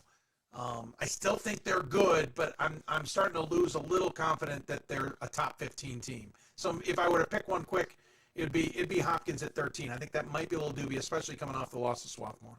And I like Hopkins a lot. I think what Swarthmore did in that game was super impressive to beat them. I was higher on Hopkins than most people coming into that matchup. So was I. I like them a lot. I think you put Hopkins in the tournament, and they're going to be hard to beat with the right matchups in their brackets. So what Swarthmore did for me, I catapulted Swarthmore way up after that win. Which is what I did. To give you an example, I had Hopkins 15 in last week's poll. I did not have Swarthmore in the poll at all. I've been wanting to put them in. I just haven't had a good reason to after I got a little bit skittish on how they were playing. After that game, Hopkins moved down to 19, and I put Swarthmore at 18. So I bought right into Swarthmore, and I adjusted Hopkins as a result of that. Yeah, Swarthmore jumped 130 points in a poll with that game, and they're certainly clicking in a way that they weren't earlier in the season, and it's almost the opposite for Hopkins. I don't think that they're quite playing up to what their potential is, or even what we saw earlier in the season. They're just kind of in a little bit of a lull right now that they need to figure out. Granted, they put up 99 points against Ursinus, two of the top scoring offenses in the conference. Delaney, I think, had 39 in that game for a career high. So they snapped back from it. That's a good sign. But again, a little nervous that they're at 13, but nonetheless, debatable. Bob. So I'm going to go with the Scots of Maryville of Tennessee. I'm higher than them. I'm higher on them than the poll. And again, I don't know my ballot in front of me. I am higher on them as well. eye test thing, but I'm telling you what, those dudes are athletic. Yes. When I watch those guys, I mean that Miles Resnick kid and Felix Uadiali, I don't know if I'm pronouncing his name right. Chase Ridnour. I'm a huge fan. I know they lost the Emory game. I think they were up like 20-2 or something in the Emory game, and then they lost. Had they won the Emory game, they'd probably be in the top 5 conversation right now. What's a challenge with the Scots is, you guys know I'm a big strength of schedule guy, and they don't have it. They just don't. Their schedule is hard for all of us to evaluate because there's not a lot of great competition on there, and they lost. It's a little bit like the Yeshiva thing in some ways, right? Is they had this opportunity to go win at Emory. At the time, we thought Emory was big time. They lost their opportunity. There's not a lot of other wins that we can hang our hat on. But I'm telling you, if you're watching games, for me, I think they are nasty, and I wouldn't want to play them in the tournament. If I saw Illinois Wesleyan against Maryville, Tennessee in round 2, I would be like, that's not good. So I'm big on Maryville. I think they're really good. I think this is one of the issues that we come across as we get into this part of the season, where it comes into consistency, right? There's a number of teams that you can say, oh, on paper, right? Or if they play their best game, you don't want to face this team. But have we seen it, right? The only full Maryville game, I watched the entire game with Hampden-Sydney. They were up big in that one. They almost gave it away. And you could see all the potential that was there, but the execution wasn't. And I know that's just one game that I watched them. It's not all the games. But as you said, when they don't have a super strong schedule, you have to go with the few good teams that they've played against, and they've not been at their best against the best teams yet. And so I hope we see it. I want everybody to put their best game out there, and I do think they have potential to be a top 10 team if they've really got everything going. Listen, I saw them in Vegas. I thought they were the best team out there. Remember, Marietta was out there. I thought they were better than Marietta. No, I disagree with that. Well. I like Marietta better, but I think they're closer than most people. But I like Marietta here and Maryville a little bit, not a little down the road. I've got them next to each other. I got Maryville, then Marietta, so they're next to each other. I would love to have seen that game played out there. I mean, we had enough schedule changes that wasn't going to get pulled off. Remember, I think, Marietta was supposed to play St. Joe's. That was the other game that we really were buying in on. I really like Maryville. I talked to some of their guys. Their size might be their only issue. Again, kind of Marietta's got the size. I just don't think they can utilize it as best as possible. Maryville could use a little bit more size, but you're right. They are fast. They are quick. They play really well together. Maybe having some trouble playing 40 minutes. You bring up the Emory game. They were up 18-2 in that game. I went and checked it for you. But they're scary good. You're right. The schedule's not going to tell us much. I think in the conference, they're 12-1 right now, 2-0. There's not a lot of teams in the conference that are going to give us a good. Maybe Covenant can kind of give us a little bit of an idea. Maybe a game against North Carolina Wesleyan, but I'm not holding my breath. I've talked to some coaches who are really high on Maryville, really like what they're doing. I think they're a really tough matchup in the NCAA tournament. Anybody who gets them, it's going to be hell. Their tough part is I don't think they can be home. And so they're going to have to be road warriors to kind of pull all this off. I am high on Maryville. I've got them 11. Now let me ask you this, a double layer debatable. We're already in the debatable. I'm taking it down another layer just very quickly. So you said you have Maryville and Marietta right next to each other. Yeah.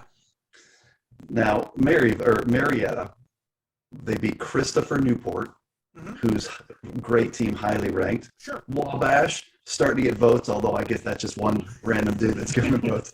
Can't count that. Randolph, Macon, they lost at home. Okay. They beat Otterbeин's a good team this year, spanked them. Who else? They beat Mount Union by a zillion, and they just scored 100 on Heidelberg in a game where they came back. So philosophically, Dave, here's my question. Philosophically, doesn't Marietta deserve to be ranked higher than Maryville of Tennessee based on the fact they've beaten good teams? But I've also seen them. I've seen them both teams in person, and I've seen both teams on video, and I like Maryville playing better than Marietta. I think I think Maryville would cut through Marietta's team a little bit, especially on the inside, despite not having size. Maryville's a faster team. They're going to take advantages of opportunities inside. They're going to take advantages of opportunities. Defensively, they're going to cause, I think, problems for Marietta. I don't think the matchup's good. I don't think that works in Marietta's favor. I agree with you. Everything you said about Marietta's schedule, I agree with everything that they've done. I was really impressed with the 70-point win, or the 70-point half against Heidelberg. I dropped Heidelberg and I moved Marietta up. I just think, having seen them in person and seen them both on tape, Maryville wins that game more times than they don't. That's where it comes down to for me. I'm in a different place, but this is where, in a subjective poll, we agree to disagree. Well, and that's a game that could take place in the tournament.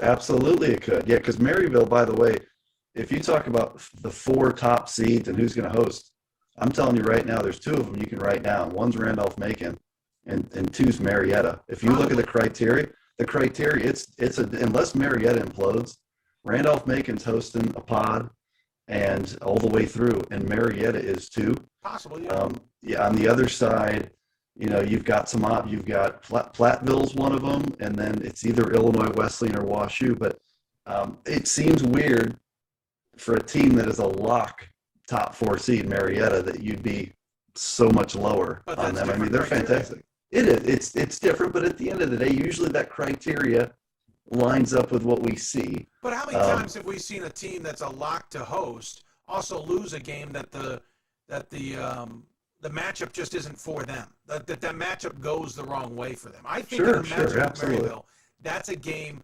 Marietta is going to struggle with. As good as they are, it's not a knock on Marietta at all. I just don't like the matchup. I think they would struggle with that athleticism. I just love that now that Bob has all of the Yeshiva fans on his side. He's now working on Southeastern Ohio to get another really big, solid group of fans on his side. He's just going down like the attendance list and the screening records. He's checking them off.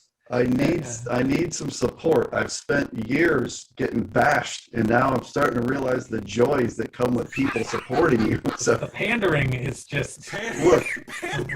Hey, here's the deal. If that was the case, I've got every Jewish person in New York upset with me the last 2 weeks or so on this yeshiva thing, the dubious thing. So I don't know if I'm still in good graces with my friends out there or not, but I think people know I tell it like I see it. And if I was pandering, I would be all over Hope, Calvin, Wittenberg, and Worcester, and I've been killing all of them. All I'm saying is I have driven to Marietta twice now, so I don't want you on my corner. That's the one that I've put in the work for that. So. I've driven there twice too.